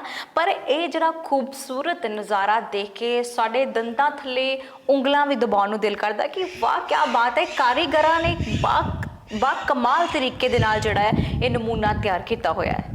ਦੇਖੋ ਜੀ, ਨਮੂਨੇ ਦੀ ਤਾਂ ਸਪੈਸ਼ਲਿਸਟੀ ਹੈ ਹੀ ਸੀ। ਉਹਨਾਂ ਦੇ ਵਿੱਚ ਤੁਸੀਂ ਦੇਖੋ ਕਿੰਨੀ ਬਰੀਕੀ ਨਾਲ ਕੰਮ ਕੀਤਾ। ਜੇ ਆਪਾਂ ਇਹਦੀ ਛੱਤ ਵੱਲ ਦੇਖਦੇ ਹਾਂ ਤਾਂ ਉਹ ਡਾਟਸ ਦੇਖੋ, ਇੱਕ ਇੱਟ ਦੇ ਸਹਾਰੇ ਉਹ ਡਾਟ ਖੜਾ, ਮੇਬੀ ਸ਼ਾਇਦ 400 ਸਾਲ ਪੁਰਾਣਾ ਇੱਕ ਇੱਟ ਦੇ ਸਹਾਰੇ ਇੱਕ ਡਾਟ ਖੜ ਜਾਣਾ, ਅੱਜ ਤੱਕ ਉਹ ਉਵੇਂ ਹੀ ਖੜਾ, ਉਹਨੂੰ ਕੋਈ ਫਰਕ ਨਹੀਂ ਪਿਆ। ਉਸ ਤੋਂ ਬਾਅਦ ਕਿਉਂਕਿ ਕਿਹਾ ਜਾਂਦਾ ਵੀ ਇਹ ਡਾਟ ਦੇ ਜਿਹੜਾ ਇਹ ਸਿਸਟਮ ਹੁੰਦਾ ਗੁੰਬਦ ਵਾਲਾ ਵੀ ਉੱਪਰ ਵਾਲੀ ਇੱਟ ਦੇ ਸਹਾਰੇ ਹੀ ਖੜਾ ਹੁੰਦਾ, ਪਰ ਉਸ ਚੀਜ਼ ਦੇ ਉਲਟ ਤੁਸੀਂ ਇੱਕ ਚੀਜ਼ ਹੋਰ ਦੇਖੋ, ਇਸ ਚੀਜ਼ ਨੂੰ ਪ੍ਰੈਕਟੀਕਲੀ ਵੀ ਥੱਲੇ ਲਾਈਟ ਪਹੁੰਚਾਉਣ ਦੇ ਲਈ ਜਿਹੜਾ ਥੱਲੜਾ ਗੁੰਬਦ ਆ ਉਹਦੇ ਵਿੱਚ ਲਾਈਟਿੰਗ ਕਰਨ ਦੇ ਲਈ ਇਹਦੇ ਵਿੱਚ ਉੱਪਰ ਇੱਟਾਂ ਹੀ ਨਹੀਂ ਦਿੱਤੀਆਂ ਵੀਆਂ। ਇਹਨੂੰ ਖੜਾਉਣਾ ਕਿੰਨਾ ਔਖਾ ਹੋਇਆ ਹੋਊਗਾ ਉਸ ਟਾਈਮ। ਇਹ ਬਹੁਤ ਵੱਡੀ ਆਪਣੇ ਆਪ 'ਚ ਸੋਚਣ ਵਾਲੀ ਗੱਲ ਹੈ ਜੀ। ਹਾਂ, ਸੋ ਬਿਲਕੁਲ ਜੀ, ਜਿੱਦਾਂ ਅਸੀਂ ਆਪਣੇ ਆਮ ਤੌਰ ਤੇ ਘਰਾਂ ਦੀ ਗੱਲ ਕੀਤੀ ਜਾਵੇ ਤਾਂ ਜਦੋਂ ਵੀ ਸਾਲ 2 ਸਾਲ 3 ਸਾਲ ਵੀ ਬੀਤ ਜਾਂਦੇ ਆ ਤਾਂ ਅਸੀਂ ਆਪਣੇ ਘਰਾਂ ਦੇ ਰੰਗ ਰੋਗਨ ਕਰਵਾਉਣਾ ਸ਼ੁਰੂ ਕਰ ਦਿੰਦੇ ਹਾਂ, ਦਰਵਾਜ਼ਿਆਂ ਦੀ ਮੁਰੰਮਤ ਥੋੜੀ ਹੋਣੀ ਸ਼ੁਰੂ ਹੋ ਜਾਂਦੀ ਹੈ। ਪਰ ਇਹ ਤਾਂ 400 ਸਾਲ ਪੁਰਾਣੀ ਹੈ। ਸੋ ਜੇਕਰ ਗੱਲ ਕੀਤੀ ਜਾਵੇ ਕਿੰਨਾ ਬਰੀਕੀ ਨਾਲ, ਜਿਸ ਅਸੀਂ ਜੇ ਆਪਾਂ ਉਸਤਾਦ ਦੀ ਬਿਲਡਿੰਗ ਦੇਖ ਕੇ ਆਏ, ਇਮਾਰਤ ਦੇਖ ਕੇ ਆਏ ਹਾਂ, ਤਾਂ ਉਸ ਤੋਂ ਕਿਤੇ ਜ਼ਿਆਦਾ ਇਹ ਸੋਹਣੇ ਤਰੀਕੇ ਨਾਲ ਬਣੀ ਹੋਈ ਹੈ। ਦੇਖੋ ਜੀ, ਸਿਰਫ ਇੱਕ ਕੰਪਲੀਸ਼ਨ ਨਹੀਂ ਸੀ ਇਹਨੂੰ, ਤਾਂ ਕਰਕੇ ਚੇਲਾ ਜਿਹੜਾ ਸੀ ਉਹ ਸ਼ਰਤ ਹਾਰ ਗਿਆ ਸੀ। ਅਦਰਵਾਈਜ਼ ਜੇ ਕੰਪਲੀਸ਼ਨ ਹੁੰਦੀ ਤਾਂ ਸ਼ਾਇਦ ਉਸ ਬਿਲਡਿੰਗ ਨੂੰ ਬੀਟ ਕਰਦੀ ਇਹ ਬਿਲਡਿੰਗ। ਇਸ ਬਿਲਡਿੰਗ ਨੂੰ ਤੁਸੀਂ ਦੇਖੋ 7-7 ਗੇਟਸ ਦੇ ਉੱਪਰ, ਗੇਟਾਂ ਦੇ ਉੱਪਰ ਗੇਟ ਬਣਾ ਕੇ ਇਹ ਬਿਲਡਿੰਗ ਖੜੀ ਕੀਤੀ ਗਈ ਆ। ਹਰ ਥਾਂ ਤੇ 4-4 ਤੁਹਾਨੂੰ ਦਰਵਾਜ਼ੇ ਮਿਲਣਗੇ, ਜਿਹੜਾ 에ਅਰ ਦੇ ਲਈ ਰੱਖੇ ਹੋਏ ਨੇ ਇਹਨਾਂ ਨੇ। ਤੇ ਲਾਈਟਿੰਗ ਦਾ ਤੁਸੀਂ ਦੇਖੋ ਕਿੰਨਾ ਵਧੀਆ ਪ੍ਰਬੰਧ ਕੀਤਾ ਹੋਇਆ ਵੀ ਇਹਨੇ ਡਾਟਸ ਦੇ ਵਿੱਚ, ਜੇ ਆਪਾਂ ਬਲਬ ਇਹਨਾਂ ਨੇ ਦੀਵੇ ਜਗਾਣੇ ਹੋਣ, ਕਿਉਂਕਿ ਉਸ ਟਾਈਮ ਬਲਬ ਤਾਂ ਹੁੰਦੇ ਨਹੀਂ ਸੀ। ਬਿਲਕੁਲ, ਹਾਂ। ਸੋ ਕਾਫੀ ਜਿਹੜੇ ਟਾਈਮ ਦੇ ਨਾਲ ਜਿਹੜੀ ਤਿਆਰ ਕੀਤੀ ਗਈ, ਤੇ ਬਹੁਤ ਹੈਰਾਨੀ ਹੁੰਦੀ ਹੈ ਕਿ ਇੱਕ ਰਾਤ ਵਿੱਚ ਇੰਨੀ ਵੱਡੀ ਬਿਲਡਿੰਗ ਦਾ ਤਿਆਰ ਹੋ ਜਾਣਾ, ਉਹ ਵੀ ਇੰਨੇ ਖੂਬਸੂਰਤ ਤਰੀਕੇ ਦੇ ਨਾਲ ਚਿਣ ਕੇ ਜਿਹੜੀ ਇਸ ਦੀ ਚਿਣਾਈ ਕੀਤੀ ਗਈ ਹੋਵੇ। ਉਸ ਤੋਂ ਬਾਅਦ ਅਸੀਂ ਉੱਧਰ ਪਹਿਲਾਂ ਦੇਖਿਆ, ਉਹਦਾ ਡਿਜ਼ਾਈਨ ਬਿਲਕੁਲ ਅਲੱਗ ਸੀ, ਇਹਦਾ ਬਿਲਕੁਲ ਅਲੱਗ ਹੈ। ਸੋ ਇਹ ਤਾਂ ਬਹੁਤ ਹੀ ਜਿਹੜਾ ਸਾਨੂੰ ਹੈਰਾਨ ਕਰ ਦੇਣ ਵਾਲਾ ਹੈ ਕਿ ਵਾਕਈ ਹੀ ਜਿਹੜਾ ਇੰਨੀ ਮਿਹਨਤ ਦੇ ਨਾਲ ਜਿਹੜਾ ਇਸ ਨੂੰ ਬਣਾਇਆ ਗਿਆ, ਤੇ ਇਸੇ ਕਰਕੇ ਸ਼ਾਇਦ ਇੰਨੀ ਖੂਬਸੂਰਤ ਇਮਾਰਤ ਸੀ, ਤੇ ਸ਼ਾਇਦ ਇਸੇ ਕਰਕੇ ਹੀ ਜਿਹੜਾ ਚੇਲਾ ਆਪਣੀ ਸ਼ਰਤ ਹਾਰ ਗਿਆ ਹੋਵੇ। ਪਰ ਅੱਜ ਜੇਕਰ ਗੱਲ ਕੀਤੀ ਜਿੱਥੇ ਘਮੰਡ ਤੋੜਿਆ ਗਿਆ ਹੈ, ਉੱਥੇ ਇੱਕ ਬਹੁਤ ਖੂਬਸੂਰਤ ਕਾਰੀਗਰਾਂ ਦੀ ਜਿਹੜਾ ਹੁਨਰ ਹੈ ਉਸ ਨੂੰ ਵੀ ਅਸੀਂ ਆਪਣੇ ਦਰਸ਼ਕਾਂ ਨੂੰ ਦਿਖਾ ਰਹੇ ਹਾਂ। ਘਮੰਡ ਦੀ ਗੱਲ ਤਾਂ ਕਰਦੇ ਪਏ ਹਾਂ। ਜਿੱਦਾਂ ਇਹ ਇੰਨੀ ਸੋਹਣੀ ਇਮਾਰਤ ਬਣੀ ਸੀ, ਤੁਸੀਂ ਦੇਖੋ ਇਹਦਾ ਕੀ ਹਾਲ ਹੋਇਆ ਵਾ। ਇੱਟਾਂ ਦੇਖੋ, 1 ਮਿੰਟ 'ਚ ਕੋਈ ਇੱਟ ਜਿਵੇਂ ਮਰਜ਼ੀ ਤੁਸੀਂ ਕੱਢ ਲਓ। ਇਹਦੀ ਖਸਤਾ ਹਾਲਤ ਅੱਜ ਕੱਲ੍ਹ ਇੰਨੀ ਜ਼ਿਆਦਾ ਹੋ ਚੁੱਕੀ ਹੈ ਜੀ ਵੀ ਜਦ ਮਰਜ਼ੀ ਇਹ ਗਿਰਨ ਨੂੰ ਤਿਆਰ ਪਈ ਆ। ਗੌਰਮੈਂਟ ਵੱਲੋਂ ਜੇ ਹੁਣ ਵੀ ਇਹਨੂੰ ਨਾ ਸਾਂਭਿਆ ਗਿਆ, ਫਿਰ ਤਾਂ ਆਪਾਂ ਇਹ ਕਹਿ ਸਕਦੇ ਹਾਂ ਵੀ ਇਤਿਹਾਸ ਨੂੰ ਮਿਥਿਹਾਸ ਗੌਰਮੈਂਟ ਬਣਾਉਣਾ ਚਾਹੁੰਦੀ ਹੈ ਜੀ। ਬਿਲਕੁਲ, ਹਾਂ। ਡੇਲੀ ਪੋਸਟ ਪੰਜਾਬੀ ਲਗਾਤਾਰ ਇਸੇ ਦੀ ਪਹਿਲ ਕਰਦਾ ਆਇਆ। ਬਹੁਤ ਸਾਰੀਆਂ ਜਿਹੜੇ ਤੁਹਾਨੂੰ ਮਹੱਲ ਨੇ, ਤਸਵੀਰਾਂ ਨੇ, ਉਹ ਦਿਖਾਈਆਂ ਜਾ ਰਹੀਆਂ ਨੇ। ਸੋ ਪਰ ਅੱਜ ਜਿਹੜੀ ਇਹ ਵੀ ਇੱਕ ਇਤਿਹਾਸ ਨੂੰ, ਇੱਕ ਘਮੰਡ ਤੋੜਨ ਨੂੰ, ਇੱਕ ਗੁਰੂ ਚੇਲੇ ਦੀ ਕਹਾਣੀ ਨੂੰ ਜਿਹੜੇ ਮਕਬਰੇ ਨੇ ਉਹ ਜਿਹੜਾ ਦਰਸਾਉਂਦੇ ਨੇ। ਭਾਵੇਂ ਕਿ ਇਹ ਯਕੀਨ ਨਹੀਂ ਕੀਤਾ ਜਾ ਰਿਹਾ ਹਾਲੇ ਤੱਕ ਵੀ ਕਿ ਇੱਕ ਰਾਤ ਵਿੱਚ ਤਿਆਰ ਹੋਣੀ ਹੈ, ਬੜੀ ਵੱਡੀ ਗੱਲ ਹੈ, ਹਨਾ। ਬਿਲਕੁਲ ਜੀ। ਦੇਖੋ, ਪਰ ਇਹ ਗੁਰੂ ਹੁੰਦਾ, ਚੇਲਾ ਹੁੰਦਾ। ਇਹ ਗੁਰੂ ਤੇ ਚੇਲੇ ਦੀ ਜਿਹੜੀ ਆਪਸੀ ਇੱਕ ਤਰ੍ਹਾਂ ਨਾਲ ਅਹੰਕਾਰ ਤੋੜਨ ਵਾਲੀ ਕਹਾਣੀ ਹੈ, ਬਹੁਤ ਪੁਰਾਣੀ ਇਹਦੇ ਨਾਲ ਜੁੜੀ ਵੀ ਆ। ਤੇ ਜੇ ਕਿਤੇ ਇਹਦੇ ਕੋਈ ਪ੍ਰਮਾਣ ਹੁੰਦੇ ਤਾਂ ਮਤਲਬ ਆਪਾਂ ਨੂੰ ਅੱਜ ਕੱਲ੍ਹ ਕੋਈ ਹੋਰ ਮਿਲਦਾ ਤਾਂ ਉਹ ਹੋਰ ਸਟੋਰੀ ਚੱਲਦੀ। ਪਰ ਜਿੱਥੇ ਮਰਜ਼ੀ ਤਾਂ ਆਪਾਂ ਆਲੇ ਦੁਆਲੇ ਜਾਈਏ ਤਾਂ ਸਾਨੂੰ ਅੱਜ ਦੀ ਡੇਟ 'ਚ ਇਹੀ ਇੱਕ ਸਟੋਰੀ ਜਿਹੜੀ ਹੈ ਇਸ ਬਿਲਡਿੰਗ ਬਾਰੇ ਮਿਲਦੀ ਹੈ। ਜੇਕਰ ਗੱਲ ਕੀਤੀ ਜਾਵੇ, ਜਦੋਂ ਬਾਬਾ ਬੰਦਾ ਸਿੰਘ ਬਹਾਦਰ ਹੋਣਾ ਨੇ ਸਰਹੰਦ ਫਤਿਹ ਕੀਤੀ ਸੀ, ਜਦੋਂ ਸਰਹੰਦ ਜਿੱਤੀ ਸੀ, ਛੋਟੇ ਸਾਹਿਬਜ਼ਾਦਿਆਂ ਦਾ ਸ਼ਹੀਦੀ ਦਾ ਬਦਲਾ ਵੀ ਲਿਆ ਗਿਆ ਸੀ, ਜਦੋਂ ਉਸ ਦੌਰਾਨ ਬਹੁਤ ਸਾਰੀਆਂ ਜਿਹੜੀਆਂ ਕਬਜ਼ਾ ਕੀਤਾ ਗਿਆ ਸੀ ਸਰਹੰਦ ਉੱਪਰ, ਪਰ ਇਹ ਬਿਲਡਿੰਗ ਹਾਲੇ ਵੀ ਉਵੇਂ ਆ। ਜਦੋਂ ਬਾਬਾ ਬੰਦਾ ਸਿੰਘ ਬਹਾਦਰ ਜੀ ਨੇ ਸਰਹੰਦ ਫਤਿਹ ਕੀਤੀ ਤਾਂ ਉਹਨਾਂ ਨੇ ਵੀ, ਕਿਉਂਕਿ ਇਸ ਦਾ ਜਿਹੜਾ ਇਤਿਹਾਸ ਸੀਗਾ ਉਹ ਸਾਨੂੰ ਇੱਕ ਸਿੱਖਿਆ ਦਿੰਦਾ ਸੀ। ਤੇ ਬੇਸਿਕਲੀ ਇਹ ਕੋਈ ਨਵਾਬ ਦੇ ਨਾਲ ਜੁੜੀ ਵੀ ਇਮਾਰਤ ਨਹੀਂ ਸੀ। ਇਹ ਤਾਂ ਇੱਕ ਗੁਰੂ ਚੇਲੇ ਦੇ ਆਪਸ 'ਚ ਕੰਪੀਟੀਸ਼ਨ ਦੇ ਕਰਕੇ ਬਣੀ ਵੀ ਸੀ ਤੇ ਅਹੰਕਾਰ ਨੂੰ ਖਤਮ ਕਰਨ ਦਾ ਪ੍ਰਤੀਕ ਸੀ। ਇਸ ਕਰਕੇ ਉਹਨਾਂ ਨੇ ਜਿਹੜੀਆਂ ਦੋਨੇ ਬਿਲਡਿੰਗਸ ਸੀਗੀਆਂ ਇਹ ਛੱਡ ਦਿੱਤੀਆਂ ਸੀ। ਉਹਨਾਂ ਨੇ ਇਹਨਾਂ ਨੂੰ ਕੋਈ ਨੁਕਸਾਨ ਨਹੀਂ ਸੀ ਪਹੁੰਚਾਇਆ। ਤੁਸੀਂ ਦੇਖੋ ਜਿਨ੍ਹਾਂ ਬਿਲਡਿੰਗਸ ਨੂੰ ਬਾਬਾ ਬੰਦਾ ਸਿੰਘ ਬਹਾਦਰ ਉਹਨਾਂ ਨੇ ਵੀ ਕੋਈ ਨੁਕਸਾਨ ਨਹੀਂ ਪਹੁੰਚਾਇਆ। ਗਵਰਨਮੈਂਟ ਉਹਨਾਂ ਦੀ ਵੀ ਕੇਅਰ ਨਹੀਂ ਕਰ ਰਹੀ। ਜੀ ਬਿਲਕੁਲ ਜੀ, ਇਹ ਤਾਂ ਸਾਡੇ ਤਰਾਸਦੀ ਆ ਬਹੁਤ ਵੱਡੀ। ਇੱਥੇ ਲੋੜ ਵੀ ਹੈਗੀ ਹੈ ਕਿ ਇੱਥੇ ਇਸ ਵਿਰਾਸਤ ਨੂੰ, ਇਸ ਬਿਲਡਿੰਗ ਨੂੰ, ਇਸ ਇਮਾਰਤਾਂ ਨੂੰ ਜਿਹੜਾ ਸਾਂਭਿਆ ਜਾਵੇ। ਸੋ ਇਸੇ ਤਰ੍ਹਾਂ ਜੇਕਰ ਪਹਿਲਾਂ ਵੀ ਆਪਾਂ ਗੱਲ ਕੀਤੀ ਹੈ ਕਿ ਇੱਥੇ ਉਹ ਜਿਸ ਸ਼ੇਖ ਦੇ ਜਿਹੜੇ ਉਸਤਾਦ ਦੇ ਵੀ ਮਜ਼ਾਰਾਂ ਬਣੀਆਂ ਹੋਈਆਂ ਨੇ ਉਹ ਇੱਥੇ ਵੀ ਬਣੀਆਂ ਹੋਈਆਂ ਨੇ। ਸੋ ਸੇਮ ਹੀ ਕਨਸੈਪਟ ਆ, ਸੇਮ ਹੀ ਸਭ ਕੁਝ ਹੋਵੇਗਾ ਕਿ ਉਹ ਇੱਥੇ ਹਾਲੇ ਵੀ ਬਣੀਆਂ ਹੋਈਆਂ ਨੇ। ਦੇਖੋ ਜੀ ਇਹ ਮਜ਼ਾਰਾਂ ਤਾਂ ਦੋਨੇ ਪਾਸੇ ਹੀ ਨੇ, ਇਹਨਾਂ ਦੀ ਕੋਈ ਕੇਅਰ ਟੇਕ ਨਹੀਂ ਕਰ ਰਿਹਾ ਹੈਗਾ। ਇਹਨਾਂ ਦਾ ਜਿਹੜਾ ਕਲੋਥਿੰਗ ਸਿਸਟਮ ਹੈ ਉਹ ਵੀ ਬੜਾ ਗਲਤ ਹੈ। ਦੇਖੋ ਹੁਣ ਫਟੇ ਹੋਏ ਨੇ ਕੱਪੜੇ ਇਹਨਾਂ ਦੇ ਉੱਪਰ ਪਾਏ ਹੋਈਆਂ ਜਿਹੜੀਆਂ ਚਾਦਰਾਂ ਨੇ, ਇਹਨਾਂ ਦੀ ਕੋਈ ਧਿਆਨ ਨਹੀਂ ਰੱਖਿਆ ਜਾਂਦਾ ਹੈਗਾ। ਜਦ ਕਿ ਚਾਹੇ ਕਿਸੇ ਦੀ ਵੀ ਆਪਾਂ ਕਹਿ ਦੋ, ਇਹ ਕਿਸੇ ਦੀ ਵੀ ਮਜ਼ਾਰ ਹੋਵੇ, ਇਹਨੂੰ ਇੱਕ ਰਿਸਪੈਕਟ ਤਾਂ ਮਿਲਣੀ ਚਾਹੀਦੀ ਹੈ। ਕਿਉਂਕਿ ਜੋ ਇਨਸਾਨ ਚਲਾ ਗਿਆ, ਜੇ ਕਿਤੇ ਉਹਨਾਂ ਦੀਆਂ ਮਜ਼ਾਰਾਂ ਹੋਣਗੀਆਂ ਤਾਂ ਇਹ ਬਹੁਤ ਹੀ ਜ਼ਿਆਦਾ ਮਤਲਬ ਵੀ ਐਡੇ ਬੜੇ ਕਾਰੀਗਰਾਂ ਦੀਆਂ ਹੋਣਗੀਆਂ। ਸੋ ਭਰਤ ਜੀ ਇੱਕ ਗੱਲ ਹੋਰ ਹੈ ਕਿ ਜਿਸ ਤਰ੍ਹਾਂ ਅਸੀਂ ਨਮੂਨੇ ਦੀ ਗੱਲ ਕਰਦੇ ਹਾਂ ਕਿ ਜਿੰਨੀ ਬਰੀਕੀ ਨਾਲ ਇੱਟਾਂ ਦੀ ਚਨਾਈ ਹੋਈ ਹੈ, ਜਿੰਨੀ ਖੂਬਸੂਰਤ ਤਰੀਕੇ ਨਾਲ ਇਸ ਨੂੰ ਤਿਆਰ ਕੀਤਾ ਗਿਆ, ਇੱਥੇ ਜਿਹੜੀ ਪੱਥਰ ਲਗਾਇਆ ਗਿਆ ਉਹ ਵੀ ਬੜਾ ਡਿਜ਼ਾਈਨ ਹੈ। ਉਹ ਤੇ ਦੇਖ ਰਹੇ ਹੋ ਜਿਹੜੀ ਮੀਨਾਕਾਰੀ ਹੋਈ ਹੈ ਬੂਟਿਆਂ ਦੇ ਵਿੱਚ, ਇਹ ਮੁਗਲ ਕਾਲ ਨੂੰ ਦਰਸਾਉਂਦਾ ਹੈ ਜੀ। ਦੇਖੋ ਜਿਹੜੇ ਇਹ ਕਲਰਸ ਨੇ, ਜੋ ਇਹ ਡਿਜ਼ਾਈਨ ਨੇ, ਇਹ ਸਾਰੇ ਮੁਗਲ ਕਾਲ ਦਾ ਪ੍ਰਤੀਕ ਨੇ। ਉਸ ਟਾਈਮ ਤੋਂ ਦੇਖੋ ਇਹ ਚੱਲੇ ਆ ਰਹੇ ਨੇ। ਉੱਪਰ ਤੁਸੀਂ ਦੇਖੋਗੇ ਇਹਨਾਂ ਨੂੰ ਤਾਂ ਬਿਲਡਿੰਗਸ ਦੇ ਵਿੱਚ ਇਹੋ ਜਿਹੇ ਡਿਜ਼ਾਈਨ, ਇਹੋ ਜਿਹੀ ਨਕਾਸ਼ੀ, ਕਾਰੀਗਰੀ, ਇਹ ਉਸ ਵੇਲੇ ਦਾ ਪ੍ਰਤੀਕ ਮੰਨੀ ਜਾਂਦੀ ਹੈ ਜੀ। ਸੋ ਬਿਲਕੁਲ ਜੀ, ਇਹ ਅਸੀਂ ਅੱਜ ਤੁਹਾਨੂੰ ਜਿਹੜਾ ਸੀ ਉਸਤਾਦ ਤੇ ਚੇਲੇ ਦੇ ਮਕਬਰੇ ਦੀ ਕਹਾਣੀ ਦੱਸੀ ਹੈ, ਜੋ ਕਿ ਇੱਕ ਰਾਤ ਦੇ ਵਿੱਚ ਜਿਹੜੇ ਸੀ ਉਹ ਤਿਆਰ ਕੀਤੇ ਗਏ ਸੀ। ਇਹ ਬਹੁਤ ਹੀ ਹਾਲੇ ਵੀ ਵਾਰ-ਵਾਰ ਅਸੀਂ ਉਹ ਸਵਾਲ ਕਰ ਰਹੇ ਹਾਂ ਕਿ ਸਾਨੂੰ ਹਾਲੇ ਵੀ ਯਕੀਨ ਜਿਹੜਾ ਨਹੀਂ ਹੁੰਦਾ ਕਿ ਕਰੀਬ ਜਿਹੜਾ ਆ ਇੱਕ ਰਾਤ ਵਿੱਚ ਤਿਆਰ ਕੀਤਾ ਗਿਆ। ਸੋ ਇੱਕ ਜਿਹੜਾ ਘਮੰਡ ਤੋੜਨਾ ਉਹ ਵੀ ਬਹੁਤ ਵੱਡੀ ਗੱਲ ਹੈ ਕਿ ਇੱਕ ਗੁਰੂ ਦਾ ਜਿਹੜਾ ਆ ਚੇਲੇ ਦੇ ਉੱਪਰ ਜਿਹੜਾ ਚੇਲਾ ਆਪਣੇ ਗੁਰੂ ਨੂੰ ਮੁਕਾਬਲੇ ਲਈ ਉਕਸਾਉਂਦਾ ਹੈ ਤੇ ਉਸ ਤੋਂ ਬਾਅਦ ਜਿਹੜਾ ਹੈ ਇਹ ਘਮੰਡ ਭੰਨਿਆ ਜਾਂਦਾ ਹੈ। ਸੋ ਅਸੀਂ ਤੁਹਾਡਾ ਵੀ ਬਹੁਤ ਬਹੁਤ ਸ਼ੁਕਰੀਆ ਅਦਾ ਕਰਦੇ ਹਾਂ ਕਿ ਤੁਸੀਂ ਅੱਜ ਪੂਰਾ ਦਿਨ ਸਾਡੇ ਨਾਲ ਬਿਤਾਇਆ ਹੈ, ਪੂਰੀ ਜਾਣਕਾਰੀ ਸਾਂਝਾ ਕੀਤੀ ਹੈ, ਕਿਉਂਕਿ ਸਾਡੇ ਪੰਜਾਬ ਦੇ ਲੋਕਾਂ ਨੂੰ ਇਹ ਚੀਜ਼ਾਂ ਦਿਖਾਉਣੀਆਂ ਬਹੁਤ ਜ਼ਰੂਰੀ ਹੋ ਜਾਂਦੀਆਂ ਨੇ। ਡੇਲੀ ਪੋਸਟ ਪੰਜਾਬੀ ਅਕਸਰ ਇਦਾਂ ਦੀ ਪਹਿਲ ਕਰਦਾ ਹੈ। ਸ਼ੁਕਰੀਆ ਡੇਲੀ ਪੋਸਟ ਪੰਜਾਬੀ ਦਾ ਤੁਹਾਡਾ, ਮਨਦੀਪ ਜੀ ਵੀ ਤੁਸੀਂ ਆਏ, ਕਿਉਂਕਿ ਜਿਹੜੇ ਲੋਕ ਨੇ ਬੇਸਿਕਲੀ ਇਸ ਚੀਜ਼ ਤੋਂ ਅਣਜਾਣ ਨੇ। ਸਾਡੀ ਵੀ ਡਿਊਟੀ ਬਣਦੀ ਹੈ, ਸਾਡਾ ਵੀ ਫਰਜ਼ ਬਣਦਾ ਵੀ ਅਸੀਂ ਲੋਕਲ ਬੈਠੇ ਹਾਂ, ਜੋ ਕੁਝ ਸਾਨੂੰ ਪਤਾ ਐਟਲੀਸਟ ਆਉਣ ਵਾਲੀ ਪੀੜ੍ਹੀ ਨੂੰ ਦੱਸਿਆ ਜਾ ਸਕੇ। ਉਹਨਾਂ ਨੂੰ ਇਸ ਗੱਲ ਦੀ ਉਦਾਹਰਣ ਇਹ ਸਪਸ਼ਟ ਰੂਪ 'ਚ ਹੈਗੀ ਆ ਵੀ ਭਾਈ ਹੰਕਾਰ ਨਹੀਂ ਕਰਨਾ।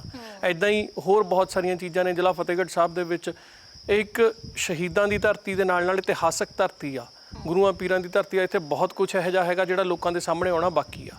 ਅਸੀਂ ਕੋਸ਼ਿਸ਼ ਕਰਾਂਗੇ ਡੇਲੀ ਪੋਸਟ ਦੇ ਮਾਧਿਅਮ ਰਾਹੀਂ ਉਹਨੂੰ ਵੀ ਅੱਗੇ ਲੈ ਕੇ ਆਵਾਂਗੇ। ਥੈਂਕ ਯੂ ਤੁਹਾਡਾ ਉਰੇ ਆਉਣ ਦੇ ਲਈ ਜੀ। ਬਿਲਕੁਲ। ਸੋ ਇਹ ਸਨ ਸਾਡੇ ਨਾਲ ਐਡਵੋਕੇਟ ਭਰਤ ਵਰਮਾ ਹੋਣੀ, ਜਿਨ੍ਹਾਂ ਨੇ ਅੱਜ ਸਾਡੇ ਨਾਲ ਪੂਰਾ ਦਿਨ ਬਿਤਾ ਕੇ ਸਾਨੂੰ ਇਸ ਇਮਾਰਤਾਂ ਦਾ ਜਿੱਥੇ ਇਤਿਹਾਸ ਦੱਸਿਆ ਹੈ, ਉੱਥੇ ਪੂਰੀ ਤਰ੍ਹਾਂ ਸਾਨੂੰ ਇੱਕ ਇੱਕ ਬਰੀਕੀ ਦੇ ਨਾਲ ਪੂਰੀ ਚੀਜ਼ ਦੀ ਜਾਣਕਾਰੀ ਵੀ ਦਿੱਤੀ ਗਈ ਹੈ। ਸੋ ਇੱਕ ਵਾਰ ਫਿਰ ਤੋਂ ਜਿਹੜੀ ਬੇਨਤੀ ਹੈ ਡੇਲੀ ਪੋਸਟ ਪੰਜਾਬੀ ਵੱਲੋਂ ਫਿਰ ਤੋਂ ਸਰਕਾਰਾਂ ਨੂੰ ਅਪੀਲ ਕੀਤੀ ਜਾਂਦੀ ਹੈ ਕਿ ਇਸ ਤਰ੍ਹਾਂ ਦੀਆਂ ਜਿਹੜੀਆਂ ਚੀਜ਼ਾਂ ਬਣੀਆਂ ਹੋਈਆਂ ਨੇ, ਅਸੀਂ ਬਹੁਤ ਸਾਰੀਆਂ ਜਿਹੜੀਆਂ ਨੇ ਇਤਿਹਾਸਿਕ ਵਿਰਾਸਤੀ ਇਮਾਰਤਾਂ ਜਿਹੜੀਆਂ ਤੁਹਾਨੂੰ ਦਿਖਾ ਚੁੱਕੇ ਹਾਂ, ਤੇ ਇਸੇ ਤਰ੍ਹਾਂ ਜੇਕਰ ਇਹ ਚੀਜ਼ਾਂ ਬਣੀਆਂ ਨੇ, ਇਹਨਾਂ ਦੀ ਸਾਂਭ ਸੰਭਾਲ ਕਰਨੀ ਬੇਹੱਦ ਜ਼ਰੂਰੀ ਹੋ ਜਾਂਦੀ ਹੈ, ਕਿਉਂਕਿ ਇਸੇ ਜਿਹੜੀ ਜ਼ਮੀਨ ਹੈ ਉਹ ਵੀ ਹਾਲੇ ਪਈ ਹੋਈ ਹੈ ਤੇ ਕਬਜ਼ਾ ਵੀ ਨਹੀਂ ਹੈ, ਕੋਈ ਇਹਦਾ ਵਾਲੀ ਵਾਰਸ ਹੀ ਨਹੀਂ ਹੈ। ਜੇਕਰ ਆਵੇ ਕੋਈ ਇਹਦੀ ਸਾਂਭ ਸੰਭਾਲ ਕਰੇ ਤਾਂ ਇਹ ਬਹੁਤ ਵੱਡਾ ਟੂਰਿਸਟ ਪਲੇਸ ਬਣ ਸਕਦਾ ਹੈ, ਤੇ ਨਾਲ ਦੀ ਨਾਲ ਜੇਕਰ ਤੇ ਫੂਡ ਪੁਆਇੰਟ ਬਣਾਇਆ ਜਾਵੇ ਤਾਂ ਬਹੁਤ ਸਾਰੇ ਜਿਹੜੇ ਰਾਹਗੀਰ ਗੁਜ਼ਰਦੇ ਨੇ ਤੇ ਉਹਨਾਂ ਦੇ ਲਈ ਜਿਹੜੀ ਹੈ ਖਾਣ ਪੀਣ ਵਾਲੀ ਬੜੀ ਚੰਗੀ ਪਲੇਸ ਹੈ ਬਣ ਸਕਦੇ। ਇਸੇ ਤਰ੍ਹਾਂ ਲਗਾਤਾਰ ਤੁਹਾਨੂੰ ਵਿਰਾਸਤ ਤੇ ਵਿਰਸੇ ਨਾਲ ਜੁੜੀਆਂ ਹੋਈਆਂ ਚੀਜ਼ਾਂ ਦਿਖਾਉਂਦੇ ਰਵਾਂਗੇ। ਤੁਸੀਂ ਇਸੇ ਤਰ੍ਹਾਂ ਡੇਲੀ ਪੋਸਟ ਪੰਜਾਬੀ ਦੇ ਨਾਲ ਜੁੜੇ ਰਹਿਣਾ ਹੈ। ਤੇ ਹੁਣ ਅਸੀਂ ਤੁਹਾਡੇ ਤੋਂ ਲਵਾਂਗੇ ਆਗਿਆ। ਸਹਿਯੋਗੀ ਸਾਥੀ ਪਰਵਿੰਦਰ ਸਿੰਘ ਦੇ ਨਾਲ ਮਨਦੀਪ ਕੌਰ ਸੰਧੂ। ਸਤਿ ਸ਼੍ਰੀ ਅਕਾਲ।